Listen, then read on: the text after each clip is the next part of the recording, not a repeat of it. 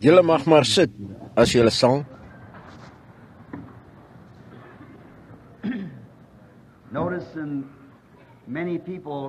Let baie mense op wat versoeke het en vir gebed. Nou, ons waardeer dit baie, want die Bybel het gesê dat hulle van die liggaam van Paulus sakdoeke en voorskote geneem het. En onrein geeste het uit mense uitgegaan en bose kwale hulle verlaat het en siektes. En God is nog steeds God. Hy is net soveel vandag as wat hy was in die dae van Paulus. Hy verander net nie. Nou, baie mense neem daardie lappies en salf hulle met olie en stuur hulle na die geliefdes toe. Nou dis net goed. Enigiets wat God seën, ek is net in gunste daarvan. Is julle nie? Ja, maar skriptuurlik het Paulus hulle nie gesalf nie. Hulle het hulle van sy liggaam afgeneem. Handelinge 19 het gesê, hulle het van sy liggaam afgeneem en die bose geeste het die mense verlaat. Nou ons weet dat Paulus is nie, maar hy is nog steeds Jesus.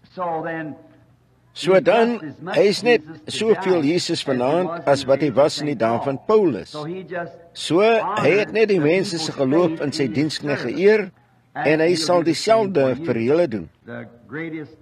Die grootste van die wonderwerke waarvan ek ooit geweet het wat gedoen is, was toe die mense klein gebedslappies ingestuur het, of ons hulle na hulle toegestuur het, en hulle genees is, stuur duisende van hulle uit per week, reg oor die wêreld.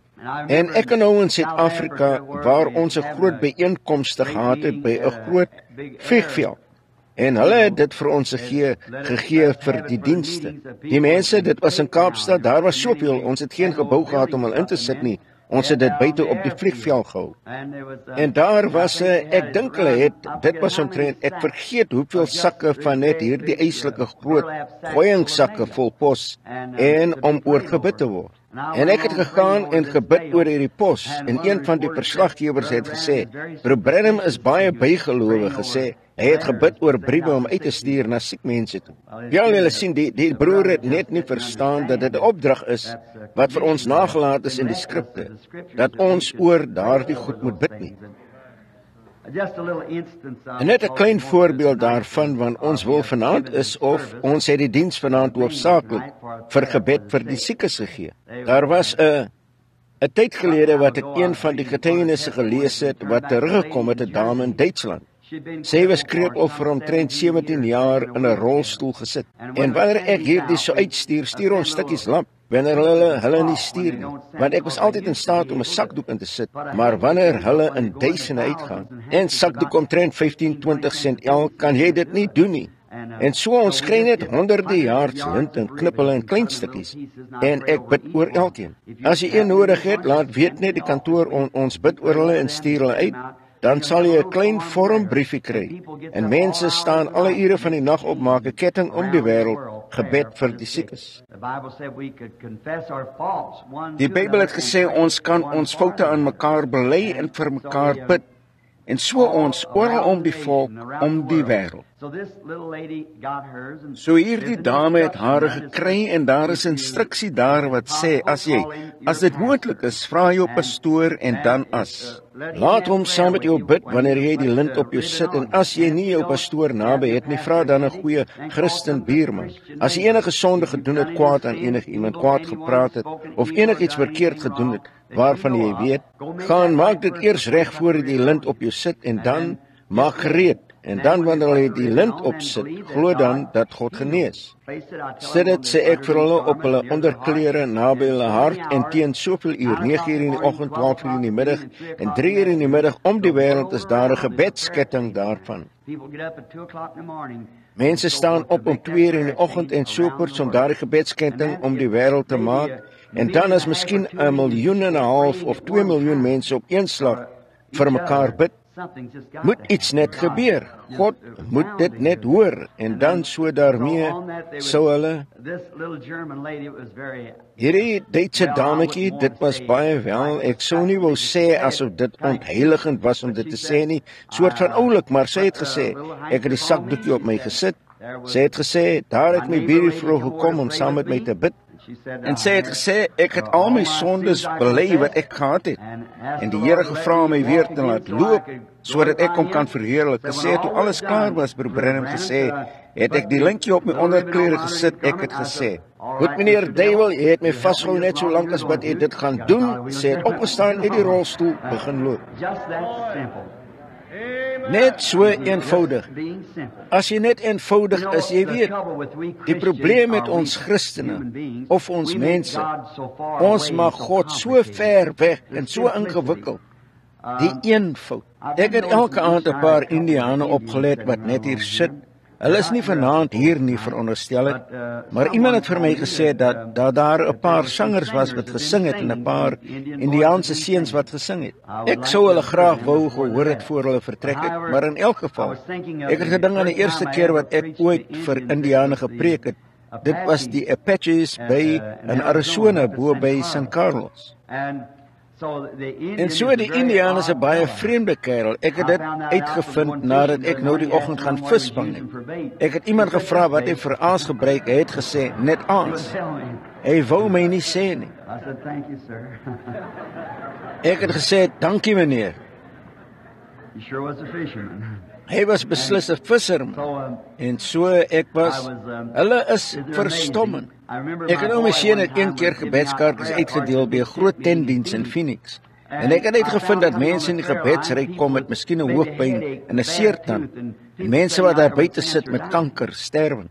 En ek het gesê, Billy, jy moet dit nie doen nie. Jy moet die mense vra wat verkeerd is met hulle. Hy skommel gewoonlik net die kaartjies en gee hulle vir enig iemand wat hulle wil hê. So toe het ek gesê, moet dit nie doen nie. Ek het gesê, want jy moet die mense vra, daar's te veel baie ernstige siek mense daar. Net om 'n kerel 'n kaartjie te gee wat 'n hoofpyn of 'n tandpyn het en 'n man wat daar sit op sterwe van kanker en wat voor gebid moet word. Ek het gesê, nou jy behoort dit nie te doen nie. Ek het gesê, vra hulle net wat verkeerd is. So Billy gaan af na die diens toe daar aand en hy net 'n klein ouetjie toe.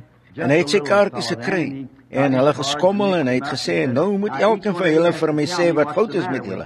My pappa het gesê dat om nie hierdie gebedskaartjies te gee vir mense wat net tandpyne en hoofpyne en sovoorts het wanneer mense sterf aan kanker nie. So die ou hoofman, hy het reg onder op die vloer gesit soos gewoonlik en hy het sy hoed opgehang. En so het hy nader gestap. Hy het begin oplet, Billy se gebedskaartjies word kleiner en kleiner, soos hy hulle uitgegee het. Hy het hom op die skouer getik en hy het sy hand uitgesteek. En hy het gesê, hoopman gesê, my pa het gesê, jy sal vir my moet sê wat verkeerd is met jou. Is jy baie siek? Gesê, wat is verkeerd met jou? Hy het gesê, ek siek. So hy het gesê, wel, gaan sit en jy het so toe gegaan, hulle begin uitdeel en hoopman het opgelet, daardie pakkie kaartjies wat kleiner en kleiner word, weer gekom om op die rug te tik. Hy het gesê, wat is verkeerd, hoofman? Hy het gesê, ek siek. So hy het gesê, wel, ek sal net 'n oomblik. En so het hy gesê, enig iemand regtig siek met kanker of iets, sodat hy vir jou 'n gebedskaartjie kon gee. Naderhand toe die hoofman sien, dis net 2 of 3, het hy gehardloop en Billy gegryp. Hy het gesê, ek siek. Billy said, take this card and write on it, me sick. Me sick. Billy het gesê, neem hierdie kaartjie en skryf daarop, ek siek, en gaan sit. Ek siek. Ek het hom in die gebedsry gekry daar aan en ek het gesê, hoofman, het ek gesê, glo jy God? Hy het gesê, is reg. En ek het gesê, gaan jy 'n goeie seun wees nadat die Here jou genees het? Hy het gesê, is reg. En alles wat ek vir hom gesê het, is reg. Het uitgevind, hy het net omtrent 2 of 3 woorde geken en een van hulle was, is reg. So dit was toe alles reg. Ons het na die reservaat toe gegaan, daar mag mense hier wees wat by die St. Carlos reservaat was daar aan. Duisende van hulle het by mekaar gekom vir gebed. En die Indiane, hy is nie veel om. Jy moet weet wat hy doen, hy loop nie net in enige iets in nie. Toe ek gepraat het ek soort van guns by hulle te vind en as daar enige iemand is van enige nasie, van enige mense in die hele wêreld vir wie ek jammer voel, is dit 'n Indiaan. Dis reg. Hulle is baie slegs skelm deur ons behandel. Dis presies reg. As daar enige klad op die Amerikaanse vlag is dit hoe hulle die Indiaan behandel. Al die skape van hom afgevat, hom buite op die armste grond in die land gesit om $10 per maand gee om van te lewe of iets. Dis nie reg nie. Nee meneer. Trouwens hierdie is sy volk. God het dit vir hom gegee. Ons het dit van hom afgevat, dis presies reg. En so het ek altyd jammer gevoel vir die arme mense wat daar buite woon en ek wou altyd saam met hulle bid. En so het ek die Here by Phoenix beloof as hy die alkoholus en 'n tuberkulêre vrou sou genees, dat ek na die reservate sou gaan en albei van hulle het die sertifikate teruggebring dat hulle genees is. So toe het ek na die reservaat toe gegaan en daardie aand het hulle my laat staan op 'n klein gemeente van God deur Drempelplek. Soos 'n klein stoepie by die klein gemeente, daar was 'n dame party van julle gemeentebroers mag. Suster Marshall, dis wie die dame was. Sy was die sendeling daarbo. Ek het daar gestaan en met hulle almal gepraat en hulle daar gesit, duisende van hulle daar buite en hulle pragtig om hulle te sien sit op hulle kombers en dinge in afwagting vir die diens. En wanneer ek gewoonlik 'n altaar oproep maak, sou jy 'n stormloop hê. Maar nou het ek gesê, nou almal wat voor gebid wil word, jy kon nie hulle taal praat nie en ons in daardie dae het ons in elk geval nie gebedskaartjies uitgegee nie. So ek het gesê, almal wat voor gebid wil word, laat hulle opstaan. Daar was niemand wat opgestaan het nie. Ek het gedink, wel, dis vreemd, dit het my soort van verras. En niemand het opgestaan nie, wel, ek het gesê vir die tolk, ek het gesê, het jy gesê wat ek gesê het? Gesê elke woord. Ek het gesê, mag ek dit weer sê, almal wat wil hê, ek moet vir hulle bid, vir hulle genesing, kan hulle opstaan. Niemand het opgestaan nie, so Suster Marshall het van agteraf gekom met 'n Indiaanse dame. Die Apaches is 'n eislike groot nasie, hulle sterk, fris mense. En 'n dame het uitgekom en ek het net 'n oomblik na haar gekyk en ek het gesê, nou, die dame is siek, sy het 'n geslagsiekte. Maar dit is nie as gevolg van ons sedelike lewe nie. Dit is omdat sy moet lewe soos sy moet. En daardie dame het na my gekyk asof om te dink, hoe het jy dit geweet? En ek het saam met haar gebid en binne 'n oomblik het 'n man uitgekom, hy het daardie glaukoom van die oë gehad. En toe die volgende wat uitgekom het was 'n dogtertjie en sy het haar koppie gebuig gehad en ek het gesê, wel, kan jy opkyk na hierdie kant toe, skat? Nee, natuurlik kon sy nie eens verstaan wat ek gesê het nie. Ek het gesê, wel, die Here kan dit openbaar, en toe dit gesê, sy het 'n koors gehad, en sy het dit doof geraak in albei ore, en sy omdat sy doof was, het ook stom geraak, sy kon nie praat of hoor nie. En ek het die dogtertjie opgetel in my arms, en ek het gesê, Here, as U asseblief ons vra nie vir wonderwerke nie, ons vra nie vir daardie dinge nie. Maar as dit sou dit die mense help, en as U dit net sou doen, ek wil guns vind by hierdie arme, verworpe mense. Toe ek vir die dogtertjie gebid het, het ek haar neergesit en ek gesê, kyk na my, en sy het opgekyk so daarin. Ek gesê, het jy jou mamma lief soos dit, en sy het iets begin mompel. En ek het geweet sy kon hoor, ek het gesê, jy sien sy kan hoor, maar sy sal waarskynlik beter praat. En die moeder wat saam met die dogtertjie gestaan het, het gesê, sy praat baie goed net nou. Ek kon net nie verstaan nie, ek kon nie verstaan wat sy sê nie. Toe was daar 'n klein skeel seentjie wat volgende was. Ek het God nog nooit in my lewe skeel oogkind sien weier nie. Ek dink hoekom, want toe my baba, toe ek net 'n seun was, het ek my vrou en baba verloor, julle weet, en die dogtertjie het so erg gelei dat haar oë skeel geword het. En ek het net flou geword amper om na haar te kyk. En ek kon dit nooit hanteer om 'n skeel kind te sien nie. Here antwoord altyd gebed daarvoor. En toe hierdie klein Indiaanse seentjie se oë skeel was en ek het die kereltjie in my arm opgetel en gebid, ek het geweet God het dit gedoen en ek het gesê voor ek self die seentjie omgedraai het. As sy oë nie heeltemal normaal is nie, dan is ek 'n valse profeet. Ek het hom daar omgedraai. Praat dan van 'n gebedsry, ons het 'n stormloop gehad. En ek het die tolk gevra, gesê, hulle het eers gedink dit was vals, maar nou sien hulle dis ek. So toe die volgende ry was 'n bejaarde dame wat Suster Marshall van binne af gebring het. En die arm ou ding, as daar 'n Indiaan hier is, moet asseblief nie dink ek sê dit iets slegs sê oor om arm te wees nie. Maar waarskynlik was die arme suster so, sy kon nie krikke bekostig nie. So sy het besemstokke gehad met 'n waar hulle blokkie afgesaag het en lappe daarom gedraai. En sy sou volgende wees arthritis. En sy was so oorstyf, sy sou hierdie stokke neem en een uitsteek soos hierdie en die ander een dan haar tree gee soos daardie, dan sou sy hulle uitsteek, baie klein treetjies maak en toe sê het, daar is 'n gebruik partymal van Indiane om leer in hulle hare in te vleg en sy het opgekyk na my, daardie klein donker oogies en daardie groot diep plooie in haar wange. En die trane wat hulle pad sny deur soos klein slootjies deur haar wange, sy het opgekyk na my soos daardie. Ek het gedink, o God, iemand se moeder. Onder twyfel het daar die hande menige klein heilende babetjie se oë afgevee, miskien nie veel ordentlike maaltye in haar lewe gehad nie. En jy moet meer gevoel hê vir die mense as jy vir hulle gaan bid, en so daar gestaan en kyk daarna.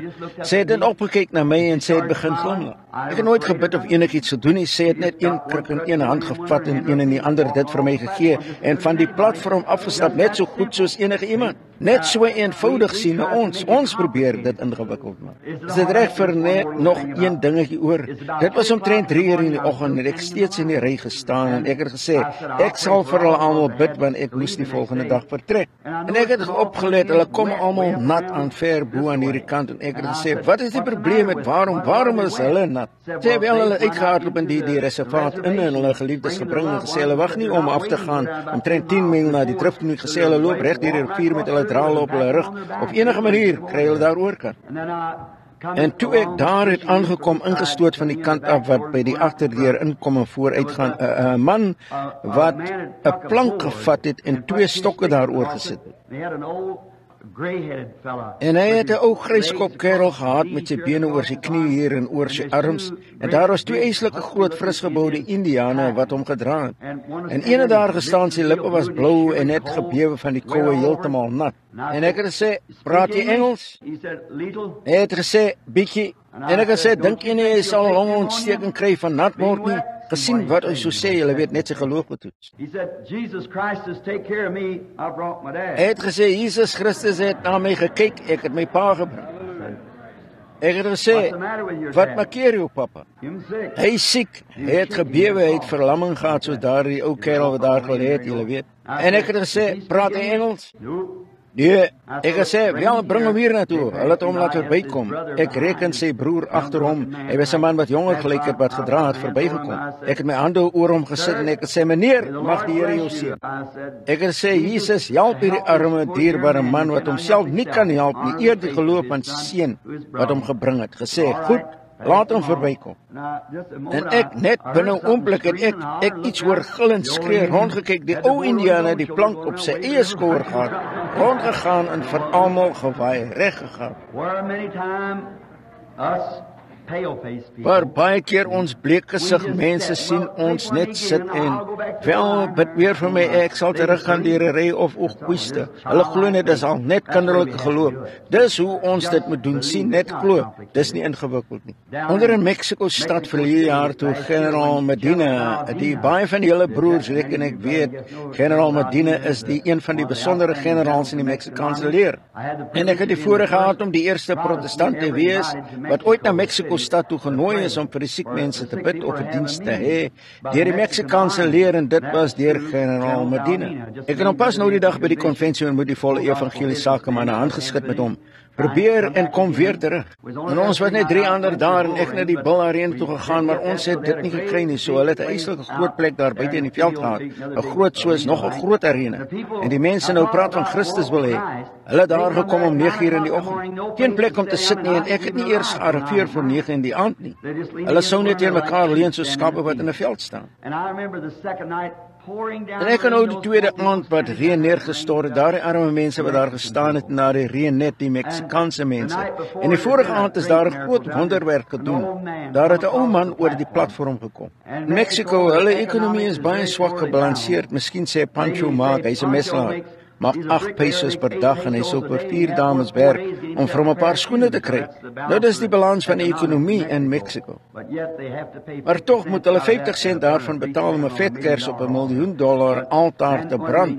Maar dan wanneer ons kom, hierdie ou kerel daar opgekom en was blind, hy so omtrent die ouderdom van my pa gewees het as hy my vader sou geleef het. En hy het nie skoene aangehad nie, sy arme ou voete vol eelte en sy broekspype verplenter, 'n ou stowwerige hemp aan, ou hoed en dit heel gemaak met touwtjies en hy het naby gekom en volgende in die ry. En so het hulle vir hom gesê, volgende, en broer, een van die gemeente van God, evangeliste daar, Espinosa, julle almal mag broer Espinosa van Californië ken, hy was my tolk en hy het vir hom gesê, hy was volgende. En hy het sy hand uitgesteek in die sak en 'n klein rosekrans uitgehaal, dit begin opsê. Ek het gesê, dis nie nodig nie. En hy het opgekom en ek het na hom gekyk. O, mens so voel. 'n Arme ou man het miskien nog nooit 'n ordentlike maaltyd in sy lewe gehad nie. En hy het geen skoene aangehad nie. Maar het ek gestaan met 'n goeie paar klere en 'n goeie paar skoene en ek het my voet teen syne gesit om te kyk of my skoene hom sou pas en ek sou net daar my skoene vir hom gegee het. En sy skouers was baie breër as myne my jas sou hom nie pas nie en dan was hy daar in blindheid. En ek het net my arms om die ou kerel gesit en gebid, o God, wees genade.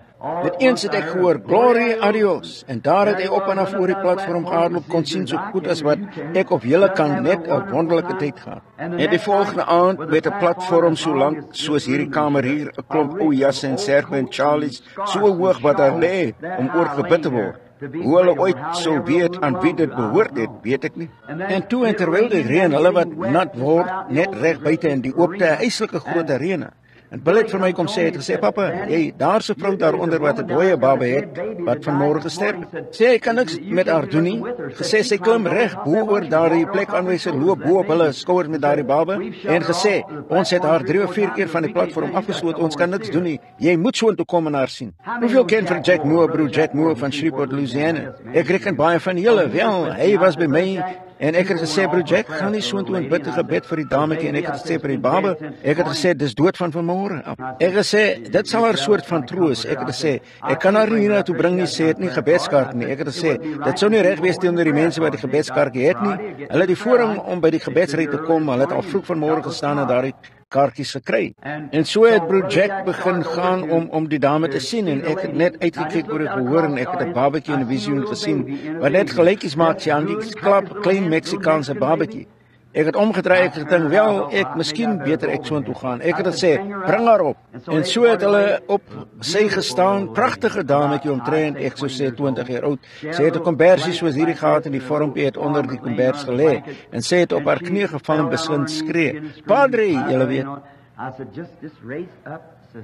Ek het gestaan net op, suster. Ek het my hande op die kereltjie gelê. Ek kan nie Spaans praat nie en ek het my hande op die babatjie gelê. God in die hemel wat die outeur van hierdie Bybel is, weet dis waar. Hande op daardie babatjie gelê en voor jy kom kry daar 'n gil weer klink en dit begin gelykies maak, spring en skree. En ek het gesê, nou moet niks hiervan sê nie, moet jy dit nie in enige koerant publiseer totdat jy gaan en die dokter verklaar nou 'n teken dat daardie baba vanmôre gesterf het nie. Sien, daar was omtrent vanaf 9 uur daardie oggend tot omtrent 9:30, 10 daardie aand was die baba dood. En hulle het hulle dokter se getekende verklaring gekry dat hy die baba dood verklaar het daardie oggend om 9 uur en dit was 10. Amper 10 uur daardie aand tussen 9:30 en 10. En die baba lewe vandag net deur eenvoudige geloof. Ek het niks te doen gehad met die genesing van die baba nie. Natuurlik het die visioen gekom, maar wanneer die visioen spreek is daar niks wat dit ooit kan omdraai nie. Dis altyd volmaak, dis altyd volmaak. En deur te bid vir die siekes vanaand soos ons vir die siekes bid, mag die Here na ons toe kom en die visioene gee. En as hy dit doen, onhou die visioen genees nie die mense nie. Die visioen is net 'n bevestiging dat die woord reg is. Hoeveel weet wat die woord profeet beteken? Sekerlik julle weet, 'n profeet beteken dat een wat voorspel of vooruit vertel. And it is a divine sign from God that this person. En dit is 'n goddelike teken van God dat hierdie persoon wat praat die regte interpretasie van die goddelike woord het. Want die woord van die Here het na die profete toe gekom en die profete het daardie tekenvoorspelling gedoen wat 'n bevestiging is dat hy die interpretasie van die woord gehad het. Sien, 'n teken het 'n stem. Daar is vir Moses gesê, God het vir Moses gesê toe hy gesê het om 'n teken met sy hand te doen, toe 'n teken te doen met 'n stok. Het hy gesê, as hulle nie na die stem van die eerste teken luister nie, sal hulle na die stem van die tweede teken luister. Elke teken het 'n stem en God se stem praat met ons.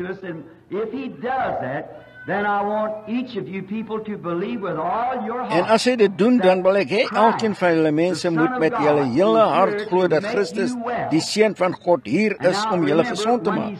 En nou wanneer hy spreek, dis nie ek nie. Nou, ek het 2 aande van baie streng, swaar prediking gedoen en ek sal nie om verskoning vra vir wat ek gesê het nie, want dis die waarheid, vriende. Ek is ywerig vir die kerk En vanaand om hierdie groep manne te hoor, ek het al saam met meer mans in groepe gesit, maar ek het nog nooit by 'n beter klomp ware gelowige broers gesit wat sy arm om my gesit het, wat 'n paar minute gelede ingekom en gesê het, ons waardeer daardie boodskap gisteraan. Ek het gesê dit was baie moeilik. Hy het gesê maar dit inspireer ons om ook aan te beweeg. Ek het vertrou in mense soos daardie, ja meneer, ja, wanneer ons neem. As ek dit net gesê het om slim te lyk, dan sou dit verkeerd wees. Ek behoort na die altaar toe te gaan en reg te kom met God. Maar wanneer dit die waarheid is, vriende, dan behoort ons op te lyn met wat God sê. Sien, dis reg. God weet.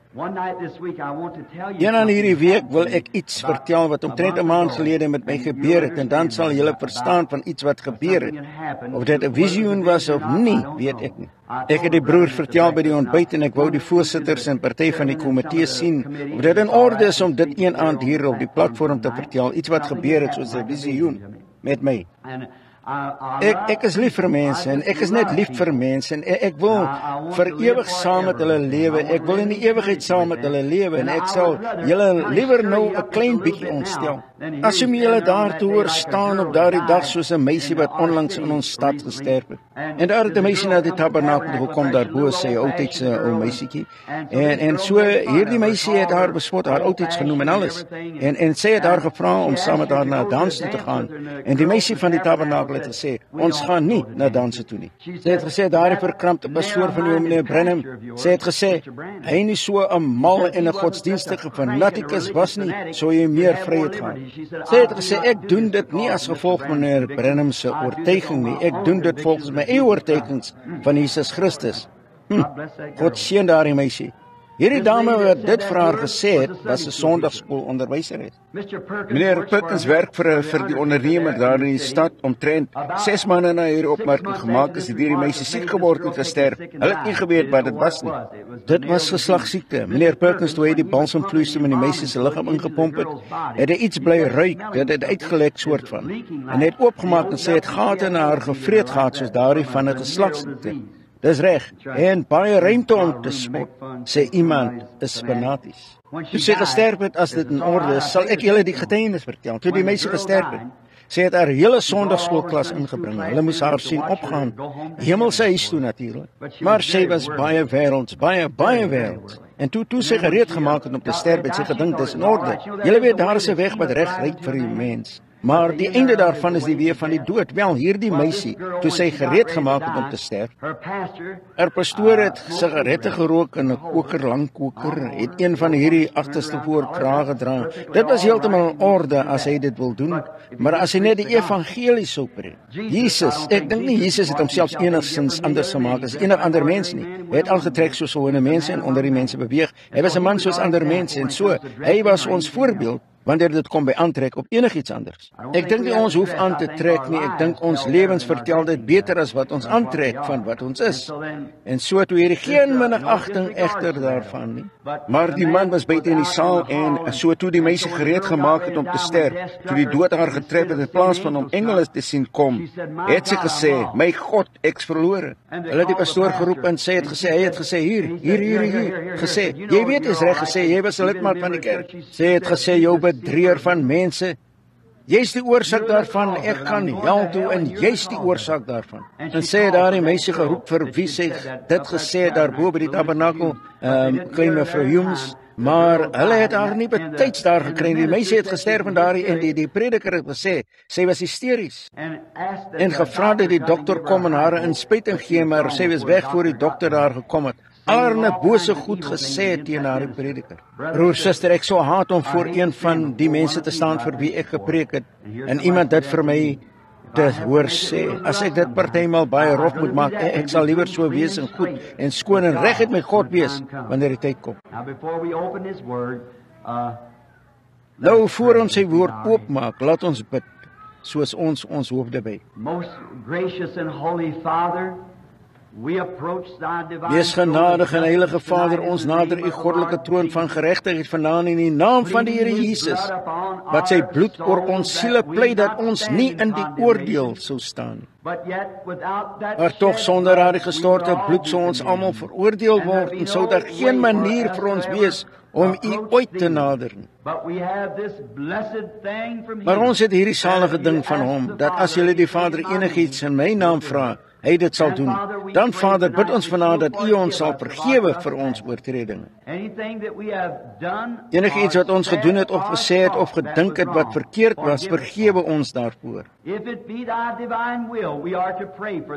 As dit die goddelike wil is, moet ons bid vir u siek lydende kinders oor 'n rukkie. Ons nader onderwerp binne 'n paar oomblikke om 'n platform te bou, soos dit sou wees. Vir die mense se geloof om te rus op hierdie fondament van die woord, God se ewige woord. Sal u ons voorsien, Here, van konteks van die teks wat ek gekies het vir vanmiddag. Mag die Heilige Gees die woord neem en dit in elke hart plaas, net soos ons behoefte het. U ken ons behoeftes, Here, en ons bid dat u die saad van die evangelie in ons harte sal plant, dat dit sal groei tot groot bome van verlossing en troos en gesondheid vir elkeen.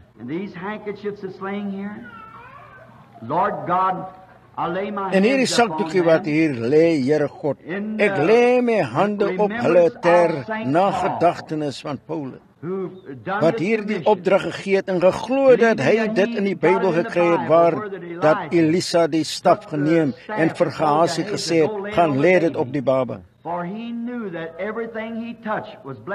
Want hy het geweet dat alles wat hy aangeraak het geseënd was, en hy het geweet dat daardie staf sou geseënd was, want toe die Heilige Gees op hom was sy hande op die staf. En dan om die vrou dit te laat glo, ek glo dit is waar Paulus die skrif moes gekry het. Nou hierdie sakdoeke verteenwoordig sonder twyfel siek kinders, siek vaders, moeders, geliefdes, siek huise, blinde pappa wat immers in 'n kamer sit en 'n wit stok teen die vloer tik, wat weer die sonlig wil sien, die bome wil sien, die mooi blou waters, maar die vyand het sy oë met katarakke bedek. 'n moeder wat daar lê siek, 'n babatjie met koors. Wag vir die terugkeer van hierdie sakdoeke.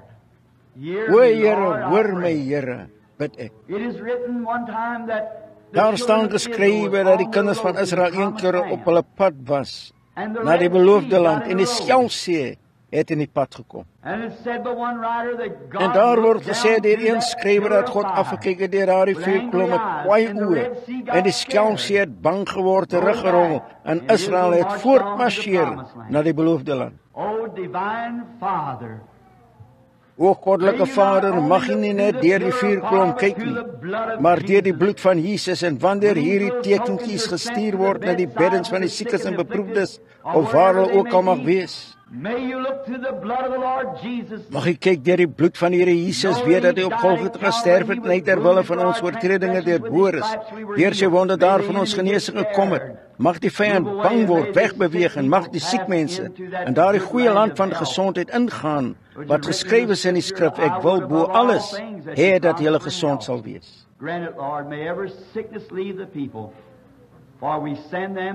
Skenk dit, Here, mag elke siekte die mense verlaat, want ons stuur hulle in die naam van Jesus Christus vir daardie doel, soos hierdie groot kerk hier vanaand saam met my bid. Amen. Nou julle mag kom en hulle kry net sodra die diens verby is, en as julle een wil hê en nie een hier het nie, skryf net vir my, alles is gratis. Ons het niks waar vir ons geld vra nie. Skryf net enige tyd vir my na Jeffersonville, Indiana, ons sal vir julle een stuur. As julle dit nie kan gebruik nie, sit dit in julle Bybel in Handelinge die 19de hoofstuk, en as daar siekte in die huis inkom en jy glo, nou neem daardie sakdoek en lê dit op hulle, dit sal wees ons glo dat God sal genees. Ons tyd gehad het, sou ons baie getuienisse daarvan vertel, maar ek het nie nou die tyd nie. Laat ons Bybels oopmaak, julle wat die skrifte neerskryf, na Lukas die 18de hoofstuk, 37ste en 38ste vers, vir net 'n teksie. En nou terwyl hulle blaai miskien môre aand en later ons weet nie, net soos die Heilige Gees sal lê, ons glo dat ons miskien vir die siekes sal bid vir die res van die week elke aand. 'n Paar kry elke aand en wat ons kan, en solank as wat daar siek mense kom en wil hê die gebedskaartjies moet voorgebid word. Die rede waarom ons vir hulle gebedskaartjies gee is om hulle in 'n ry te kry sien. Jy sou sê, miskien sê daar is 1000 mense hier vanaand, miskien wil 500 van hulle voorgebid word. Ons kan nie almal op een slag hiernatoe bring nie. Ons weet dit. En vir 'n ry van onderskeiding kan ons net baie min kry, want dit maak jou net amper dood. Hoeveel verstaan dit skriftuurlik? Sekerlik julle verstaan dit, sien? En so en dan kan ons nie te veel bring nie, maar aand sal ons probeer kry net wat ons kan. Goed. En hulle vertel hom Jesus die Nazareëner het verbygegaan. And he cried saying, Jesus, thou son of David, have mercy on me. Toe roep hy uit en sê, Jesus, seun van Dawid, wees my barmhartig. It was a real cold morning. He was tired. Dit was 'n baie koue oggend. Hy was moeg. Hy was heel nag lank op. He must have dreamed all night that he Hy moes heel nag gedroom het dat hy kon sien. En hy het laat wakker geword. En in daardie dae was daar baie bedelaars. Hulle het langs die straat gesit en die mense wat inkom, die handelaars wat na hulle werk toe gaan, miskien 'n almos gehad het om vir hulle te gee. En die eerste bedelaar wat hy ontmoet het, het hy sy almos gegee. En dit het dit afgehandel vir die dag. Hy het niks anders gehad wat hy kon gee nie. So baie van hulle het stalletjies gehad, soos op plekke waar hulle gesit het en wag het vir iemand om verby te gaan en vir hulle 'n almos te gee. En as hulle dit gemis het, wel, dan het hulle klaar gekom daar sonder deur die dag. En baie kere het hulle klein dingetjies gehad om aan te bied, soort van klein vertoningkies. Ek was onlangs in Indië en hulle het elke 'n kobra slang of 'n klein aapie of so iets om die aandag van toeriste te trek. This must have been a cold morning, chilly springtime. Hierdie moes 'n koue oggend gewees het, koud, dit was lentetyd naby Pasen.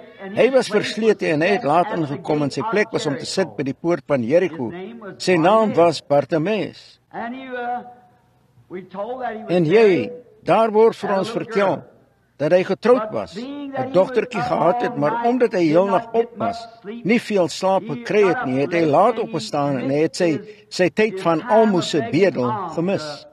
Meeste van die buitehandelaars wat buite die stad gewoon het al ingegaan. Dit was al later in die dag. So ek kan ons toneel voorstel vanaand soos dit oopmaak aan die noorde kant van die hek wat oploop op na Jerusalem, die noordelike poort van Jericho. Baie van die ou klippe het steeds daar gelê wat afgeskit is gedurende die tyd toe die mense geskree en Joshua en die priesters op die basyne geblaas en die mure van Jericho omgeval het. Kom ons stel ons voor vir Bartimeus wat nou op een van die rotse sit, naby waar die geplaveide hoofweg steeds staan soos dit was in antieke dae. Dit loop af verder af na Jordaan toe en soos hy daar gesit het, moes hy gedink het, nou, ek sal waarskynlik moet klaarkom sonder iets om te eet. My familie vanaand, want ek was te laat, ek kon nie inkom nie. Al die handelaars het verbygegaan en ek sal vandag niks kry nie, maar ek kon dit nie help nie. Ek was so moeg en uitgeput vanmôre toe ek hier gekom het. En hy het gaan sit, laat ons glo dat hy begin dink het oor, as ek net kon hê, daardie drome werklikheid kon gewees het, dat ek weer kon sien. Ek is nou al vir baie jare blind, so hy sê, as ek net kon sien, soos ek altyd het. Toe het sy gedagtes begin terugdwaal, na toe hy 'n klein seentjie was, altyd daar gespeel het in die lentetyd, wat net so wees 'n paar dae later. En hoe daar op die heuwels van die oewers van die Jordaan klein botterblommetjies oral op en af blom en blou blommetjies.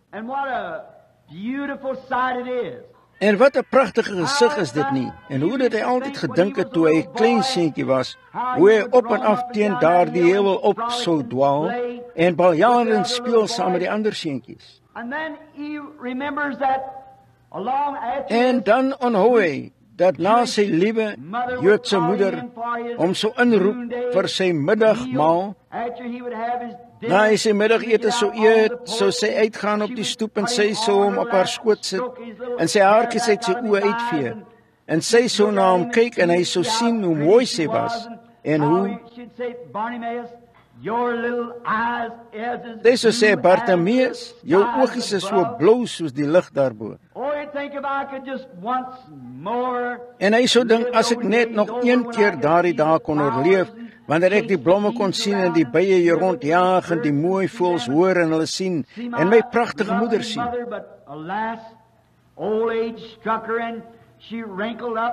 Maar helaas, ouderdom het haar getref en sy het verrimpel en het eindelijk gesterf en ons het haar al baie jare gelede begrawe. En hier is ek oud en arm en armoedig wat hier sit en bedel blind. En hy het altyd gedink aan hoe hy die klein Bybelstories gekoester het wat sy hom sou vertel voor hy aan die slaap geraak het, soos hy hom uiteindelik teen haar bors sou optrek en hom aan die slaap sis. En een van die stories waarvan hy altyd gehou het, was die storie waarna ek net 'n rukkie gelede verwys het, van die seentjie vir wie Elisa opgewek het uit die dood. Hoe sy moeder altyd daardie storie vir hom aangehaal en gesê het, Bartimeus, daar was 'n vername vrou. Sy was 'n Sunamiet en sy het onder in Sunem gewoon. En sy het geloof gehad in 'n diensknegt van God genaamd Elisa, daardie groot, magtige profeet.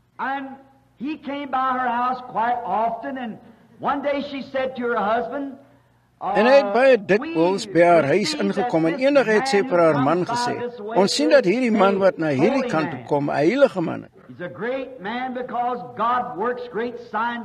Hy is 'n vername man, want God doen groot tekens en wonders deur hom. So ek vra jou, laat ons guns bewys aan hom, deur vir ons aan die kant van ons huis te bou, vir hom te bou liewer, 'n huisie dat hy kan stop en sou rus. Nou kan ek me voorstel dat sy vir Bartimeus sê, jy sien Bartimeus, ons is veronderstel om alle mense goed te behandel, ons is nie veronderstel om boos te wees teenoor enige iemand nie, en veral moet ons die huisgenote van God eer en respekteer. So hierdie vrou, sy was seker dat hierdie man wat haar besoek het, 'n groot, magtige profeet van die Here was. En so het haar man ingestem.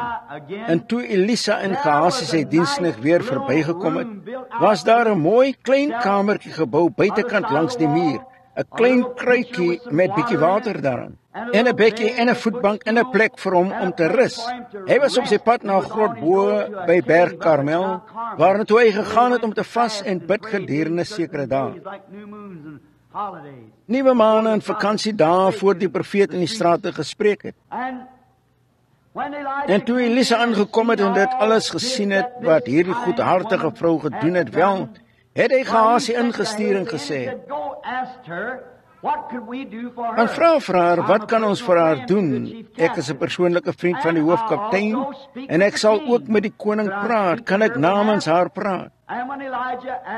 En toe Elisa haar dit gevra het, wel, het sy gesê, nee, ek bly by my mense, en sy was 'n ryk vrou, en hulle het niks nodig gehad nie, sy het dit net gedoen uit die goedheid van haar haar.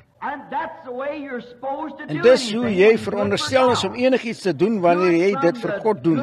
Doen dit uit die goedheid van jou hart, wanneer jy enigiets gee, gee dit uit jou hart. As jy dit nie kan doen nie, moet dit dan nie doen nie, want jou gawe sal nie aan God gerespekteer word nie. En doen dit net uit die goedheid van jou hart. Wel, en toe die diensknegt teruggekom het en vir die profeet gesê het, wel, sy het niks nodig nie. Alles is wel met haar, maar ek sal u een ding sê. Sy word 'n bietjie oud en haar man is 'n bejaarde man en hy het nie enige kinders nie. Sonder twyfel het die profeet 'n visioen gesien, want geen profeet of enige iemand anders het ooit enigiets van die Here vir die Here gedoen soos daardie behalwe deur 'n visioen nie. Nou, dis reg.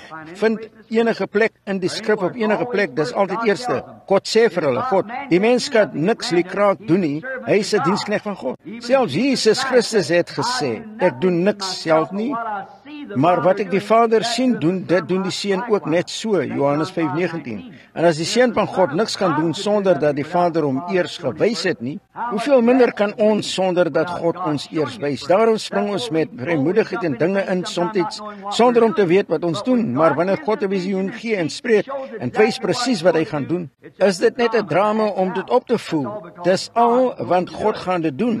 Hy het al reeds so gesê, so dit handel dit af. Nou, so het hy gesê, gaan roep die tsunami. En sy het in die deur gestaan, en hy het gesê, volgens die tyd van die lewe, gaan jy 'n kind omhels. Nou sy het gesê, ek's oud. Maar Elisa se woorde het gebeur net presies soos hy gesê het, want binne 'n sekere aantal maande het sy 'n lieflike klein babeseentjie omhels. En ek kan klein Bartimeus se oogies sien sê, het sy hom liefgehad, mamma, soos jy my liefhet? Ja, net soos ek jou liefhet. Hy was 'n mooi ou seentjie, sy het gedink die mooiste wat daar is in die wêreld, soos ek aan jou dink, soos alle moeders dink van hulle babas. En in een dag, toe hierdie seentjie groot geword het, omtrent 10 of 12 jaar oud, was hy buite saam met sy vader in die veld, want sy vader was 'n ryk man, die oes was aan die gang. So, hy was buite in die veld saam met sy vader, en ek veronderstel die seentjie moes 'n sonsteek gekry het. Hy het begin uitroep, my kop, my kop. Dit was omtrent middag. En een van die diensknegte het die seentjie ingebring en hy het op sy moeder se skoot gesit tot omtrent die middel van die dag. En die seentjie het erger geword en sieker, tot die seentjie naderhand gesterf het. Ek wil hê julle moet kyk, want wanneer God met 'n persoon begin werk, doen hulle partymal dinge wat hulle nie eens besef wat hulle doen nie. Sy het daardie seentjie geneem en hom op die profeet se bed neergelê. Wat 'n plek om hom te sit, net presies reg. Sit hom op die profeet se bed, waar sy hierdie huisie gebou het, en het geneem en die seentjie op die profeet se bed gesit.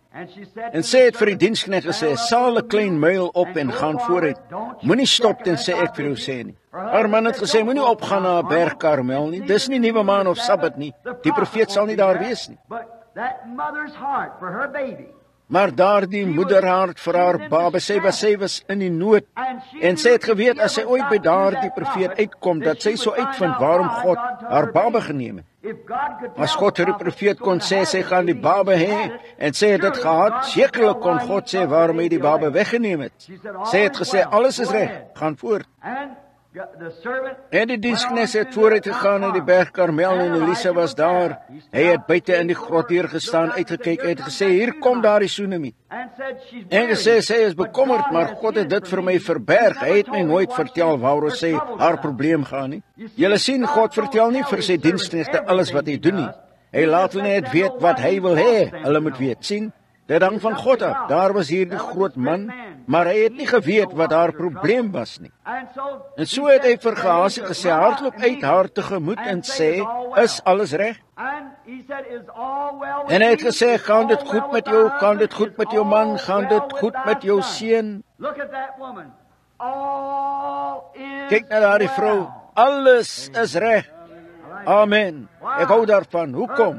Haar baba wat 'n lijk daar lê, haar man wat sy hande vryp en skree en op en af loop oor die weg. Maar alles is reg. Ek hou daarvan. Haar doel was om in die teenwoordigheid van hierdie profeet te kom wat die salwing van die Here op hom gehad het, en sy het geweet dat daardie profeet sou weet wat om te doen, wat om vir haar te sê. Sy het geweet hy sou so spreek die Here vir haar hê, en so alles is reg. As God die baba geneem het, goed, solank dit God se plan was. God het gegee, God het geneem, geseënd sy die naam van die Here. Sien, maar sy wou weet hoekom, was iets wat sy gedoen het, of wat was verkeerd. En toe sy gehardloop het na die voet van Elisa en neergeval het aan sy voete, en so het Gehasie gedink dit was 'n bietjie wanordelijk vir 'n vrou om voor sy meester se voete te val, so hy pluk haar regop. En so toe het sy aan hom begin openbaar van die baba wat dood was.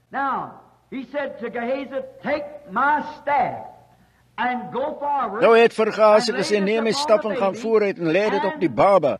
As enige een met jou praat, moet jy nie met hulle praat nie. iemand jou groet, dis hoe gaan dit? Moenie 'n woord sê nie, konsentreer net daarop om hierdie stap na die Baba te neem en begin gaan.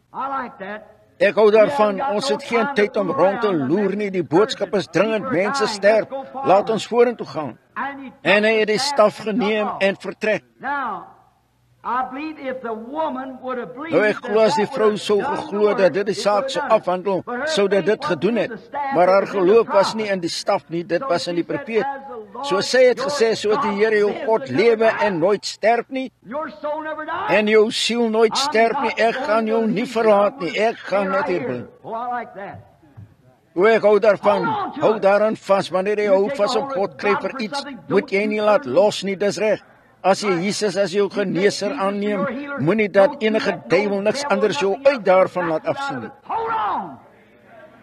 Hou vas, ek sal daarby bly, net daar bly. Soos die Here jou God lewe en jou siel nooit sterf nie, sal ek jou nie verlaat totdat ek uitvind van die Baba nie. Ja, Elisa kon nie van haar ontslaan raak nie, so dis hoe jy met Jesus wil wees. Jy wil net op sy hande kom, net daar bly, dag en nag uitroep, dis die manier. Ja meneer, jy moenie laat los nie, jy moenie 'n bietjie terugstaan nie, as jy dit glo, bly daar. Daar's genade in die Here, bly daarby.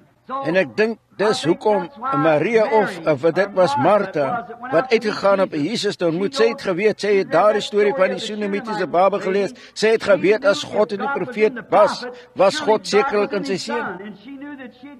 Sy het geweet dat sy haar versoek sou kry as sy met die regte benadering sou gaan. Dis die volgende ding, mense benader God op die verkeerde manier. Jy moet met die regte benadering kom. Nie lang gelede het ek die eer gehad om vir 'n koning te bid. Hulle het die swouwe van my broekspype uitgehaal, vir my gesê om nooit om te draai nie, om nie meer rug op hom te draai nie, na gebed en dinge om agteruit te loop van hom af, moet nooit jou rug op 'n koning draai nie. Dis 'n baie goeie ding, moet dan nooit jou rug op die koning van konings draai nie, sien, en dis benadering, 'n sekere benadering. In die howe is daar 'n regter op die bank, en as jy iets sê, weet daar agter sê, "Haai, wag 'n bietjie regter, ek wil 'n oomblik met jou praat." Jy sal stil gemaak word. Daar's 'n benadering om daardie regter te benader, en jy moet met daardie benadering kom. En daar's benadering wat jy moet na God toe kom. As jy na 'n gawe van God toe kom, moet jy in die regte verstandelike gesindheid kom. Jy moet met die regte benadering kom, of jy sal niks ontvang wanneer jy kom nie. En dis hoe hierdie Martha gemaak het toe Jesus gekom het, sê het met die regte benadering gekom. Hierdie Sunamitiese vrou sê het gekom met die regte benadering, met 'n swaar hart wat verlang het na God, en sê het daarin vasgehou. Elisa het gesê, wel, ek sal net sy lendene omgord, en hy het agter hom aangegaan. Hy het Gehazi ontmoet toe hy daar gekom het op sy pad terug, gesê, ek het die staf op die Baba gesit, daar was geen lewe in hom. En natuurlik nie, die vrou het dit nie geglo nie, as sy dit sou geglo het, sou dit gebeur het, maar sy wou die profeet hê, sy het nie geweet van die staf nie. Elisa het geloof daarvoor gehad, maar die vrou het geloof in die profeet gehad. So toe Elisa na die kamer toe gekom het, ek wil hê julle moet oplet, geen gebed nie, Elisa het so toe gegaan, jy praat van 'n toestand. Daar was die mense in die agterplaas, almal van hulle wat huilend te kere gaan, en die vader het almal ontstel en almal wat skree. En die babatjie wat op die profeet se bed gelê het, dood was van daardie dag af, van die middag af. En Elisa het ingegaan en hy het heen en weer geloop, en die Bybel het gesê, heen en weer in die kamer. Wat het hy gedoen? Gewag vir die salwing, amen. Heen en weer geloop, ook koeste, net vir die salwing gewag. Naderhand het die salwing van die Heilige Gees op hom gekom, hy het oor die Baba geval, sy lippe teen sy lippe gesit, sy neus teen sy neus, sy voorkop teen sy voorkop, en daar gelê. Hy het dit gevoel, warm geword, teruggekom, weer geloop, oog, koeste, ek hou daarvan. Heen en weer geloop, totdat hy weer die salwing op hom gevoel het. Toe die salwing weer op hom gekom het, het hy weer oor die Baba geval, sy lippe teen sy lippe, sy neus teen sy neus. Voor hy jou kom kry, die Baba 7 keer genies en lewendig geword. Amen. Hoe het klein Bartimeus nie van daardie storie gehou nie? Ek hou ook daarvan. Het hy gedink, weet jy wat? Daar is selfde groot profeet Elia. En toe hy opgegaan het, het hy 'n dubbele porsie van sy gees teruggestuur op Elisa. En Elisa was 'n groot profeet. En toe, net omtrent daardie tyd, het hy toevallig gedink, nie baie jare gelede nie, wat Elia en Elisa afgeloop het, en hier dieselfde pad waar langs ek sit. Arms ingehaak, op pad af na Jordaan, om haar oop te maak, om oor te loop. Amen. En die wind het gewaai en hy het sy ou verslete eers nog 'n bietjie opgetrek, jy weet, soort van die son wat na die ander kant van die muur geskuif het. Hy sou dink nie meer as 'n paar 100 jaar gelede nie. Het Elia en Elisa reguit afgeloop met hierdie selfde ou keistene hier met hulle arms ingehaak op pad ondertoe. En Elia het daardie mantel afgehaal en in die Jordaan geslaan gesê. En die Jordaan het oopgegaan en Elisa het dit geneem en teruggekom in die Jordaan geslaan en teruggekom daarmee. O, ek kan nou vir Bartimeus hoor uitskree by homself en sê, o, as ek net toe hier sou gesit het. As ek toe hier gesit het, sou ek uitgehardloop in die straat en gesê het, o groot heilige profeet van God, bid vir my, dat die Here God my sal laat sien. En hulle sou hulle hande op my gelê het en ek my droom gisteraan om weer te sien sou waar gewees het, ek sou my sig ontvang het. Maar helaas, my priester sê vir my by die tempel, dat die dae van wonderwerke verby is. O, wanneer was die dag van wonderwerke verby? Wanneer die dag van wonderwerke verby is die dag van God verby, want God is wonderwerke. Sekerlik die dag van wonderwerke sal nooit verby wees nie, was nooit en sal nooit wees nie. Maar hulle het gesê dat die dag van wonderwerke verby is. Omtrent daardie tyd hoor hy 'n klein geklik in die straat afkom. Hy het geluister, dit moet wees dis 'n mailtjie. Daar's iemand wat voor hardloop met sandale aan. Dit moet 'n ryk man wees wat kom. Hy kan nie sien nie, maar hy kon hoor. Dit moet 'n ryk man wees, want hy ry op 'n myl. So hy het van sy rots af opgestaan en gesê, help my, my naam is Bartimeus, ek's 'n blinde man. Ek het 'n dogtertjie by die huis, 'n vrou, asseblief, sal jy vir my 'n almos gee? Ek was te laat hier vanmôre. En die diensknegt het gestop en gesê, meester, en dit het net gebeur, die kerel daarop gesê het, luister uit my pad uit boemelaar, bedelaar, ek is 'n priester, ek is op pad hiernatoe om die prediksvereniging te ontmoet. Daar is 'n natieve profeet in die land wat aanspraak maak om visioen te sien en soort en siek mense te genees en soort. Hy is 'n fanatiese profeet van Galilea. Ek gaan die prediksvereniging ontmoet om te sien dat niks van daardie fanatisme ooit hier by Jericho begin nie. Kom met my pad uit, ek is op pad. Ek is die diensknegt van die Here, met 'n gesindheid so daardie, op pad. Bartimeus het sy pad teruggevind en sy rots weer gevind, maar die hele weer die son het 'n bietjie om die ander kant gegaan en dit het soort van skaduwee geword daar. So hy het weer uitbeweeg in die son vir hom nog 'n rots gevind en gaan sit, weer sy kleed opgetrek. Gedink, o, was dit nie mooi om terug te dink aan toe ek 'n klein seentjie was, toe moeder altyd, o ja, ek kon nou weer. Sy het my vertel hoe die groot Jehova die kinders van Israel gelei het, my volk. Oor in hierdie beloofde land van die groot stories wat sy vertel het, hoe Jehova brood uit die hemel gereën en hulle gevoed het, hoe hy 'n groot windkwartels laat inwaai het, hoe hy water uit 'n rots gebring het, o, wat het geword van daardie groot Jehova. Maar die priester sê vir my dat die dag van wonderwerk verby is, so daar's niks wat ek daarin kan doen nie. O, as ek net in daardie dag kon gelewe het. As ek net kon geleef het in die dag toe Jehova regtig lewendig was en hier op aarde by sy mense. Maar hulle sê vir my, dis alles verby, so daar's niks wat ek daarin kan doen nie. En soos hy daar gesit het, hy begin dink, ja, ek kan nou die groot kruisman Joshua, hoe my moeder altyd gesê het, skat, net daar oorkant, net by die drif reg, daar onder die stad, Joshua, die groot magtige kruisman, wat Moses se plek ingeneem het, 'n tipe van die Heilige Gees nou wat neem, sien, Moses het nie die kinders in die beloofde land ingebring nie, hy was die wetgewer, maar hy het nie die kinders in die beloofde land ingebring nie, Joshua het hulle oorgeneem. Sien, en die Heilige Gees is die een wat hulle nou oorneem. Christus het die weg en die planne gemaak en was die gewer van die wet en soopers, maar die Heilige Gees neem die kerk na die beloofde land. Die wegraping neem dit op, die Heilige Gees in die wegraping. En hoe dat Joshua die groot krigsman daar oorkant op die walle gestaan het, nadat hy God saam met Moses sien beweeg het, en hy daar gestaan en daar was dit in die maand van April, sy moeder het vir hom gesê. En al die sneeuwwaters bo in Judea in die berge het gesmelt, in die Jordaan was al die pad oor die vlaktes hier, maar die groot Joshua het aan die ander kant gestaan en hy het God gesien. En hy het vir hom gesê om die mense bymekaar te kry en hulle laat reinig om gereed te maak, want hy sou die Jordaan oopmaak. En hoe dat die groot Joshua God eerste gestel het, die priesters in die ark van die verbond eerste gestel het. Dis 'n ware les. Wens ons het tyd gehad om 'n rukkie daarby stil te staan.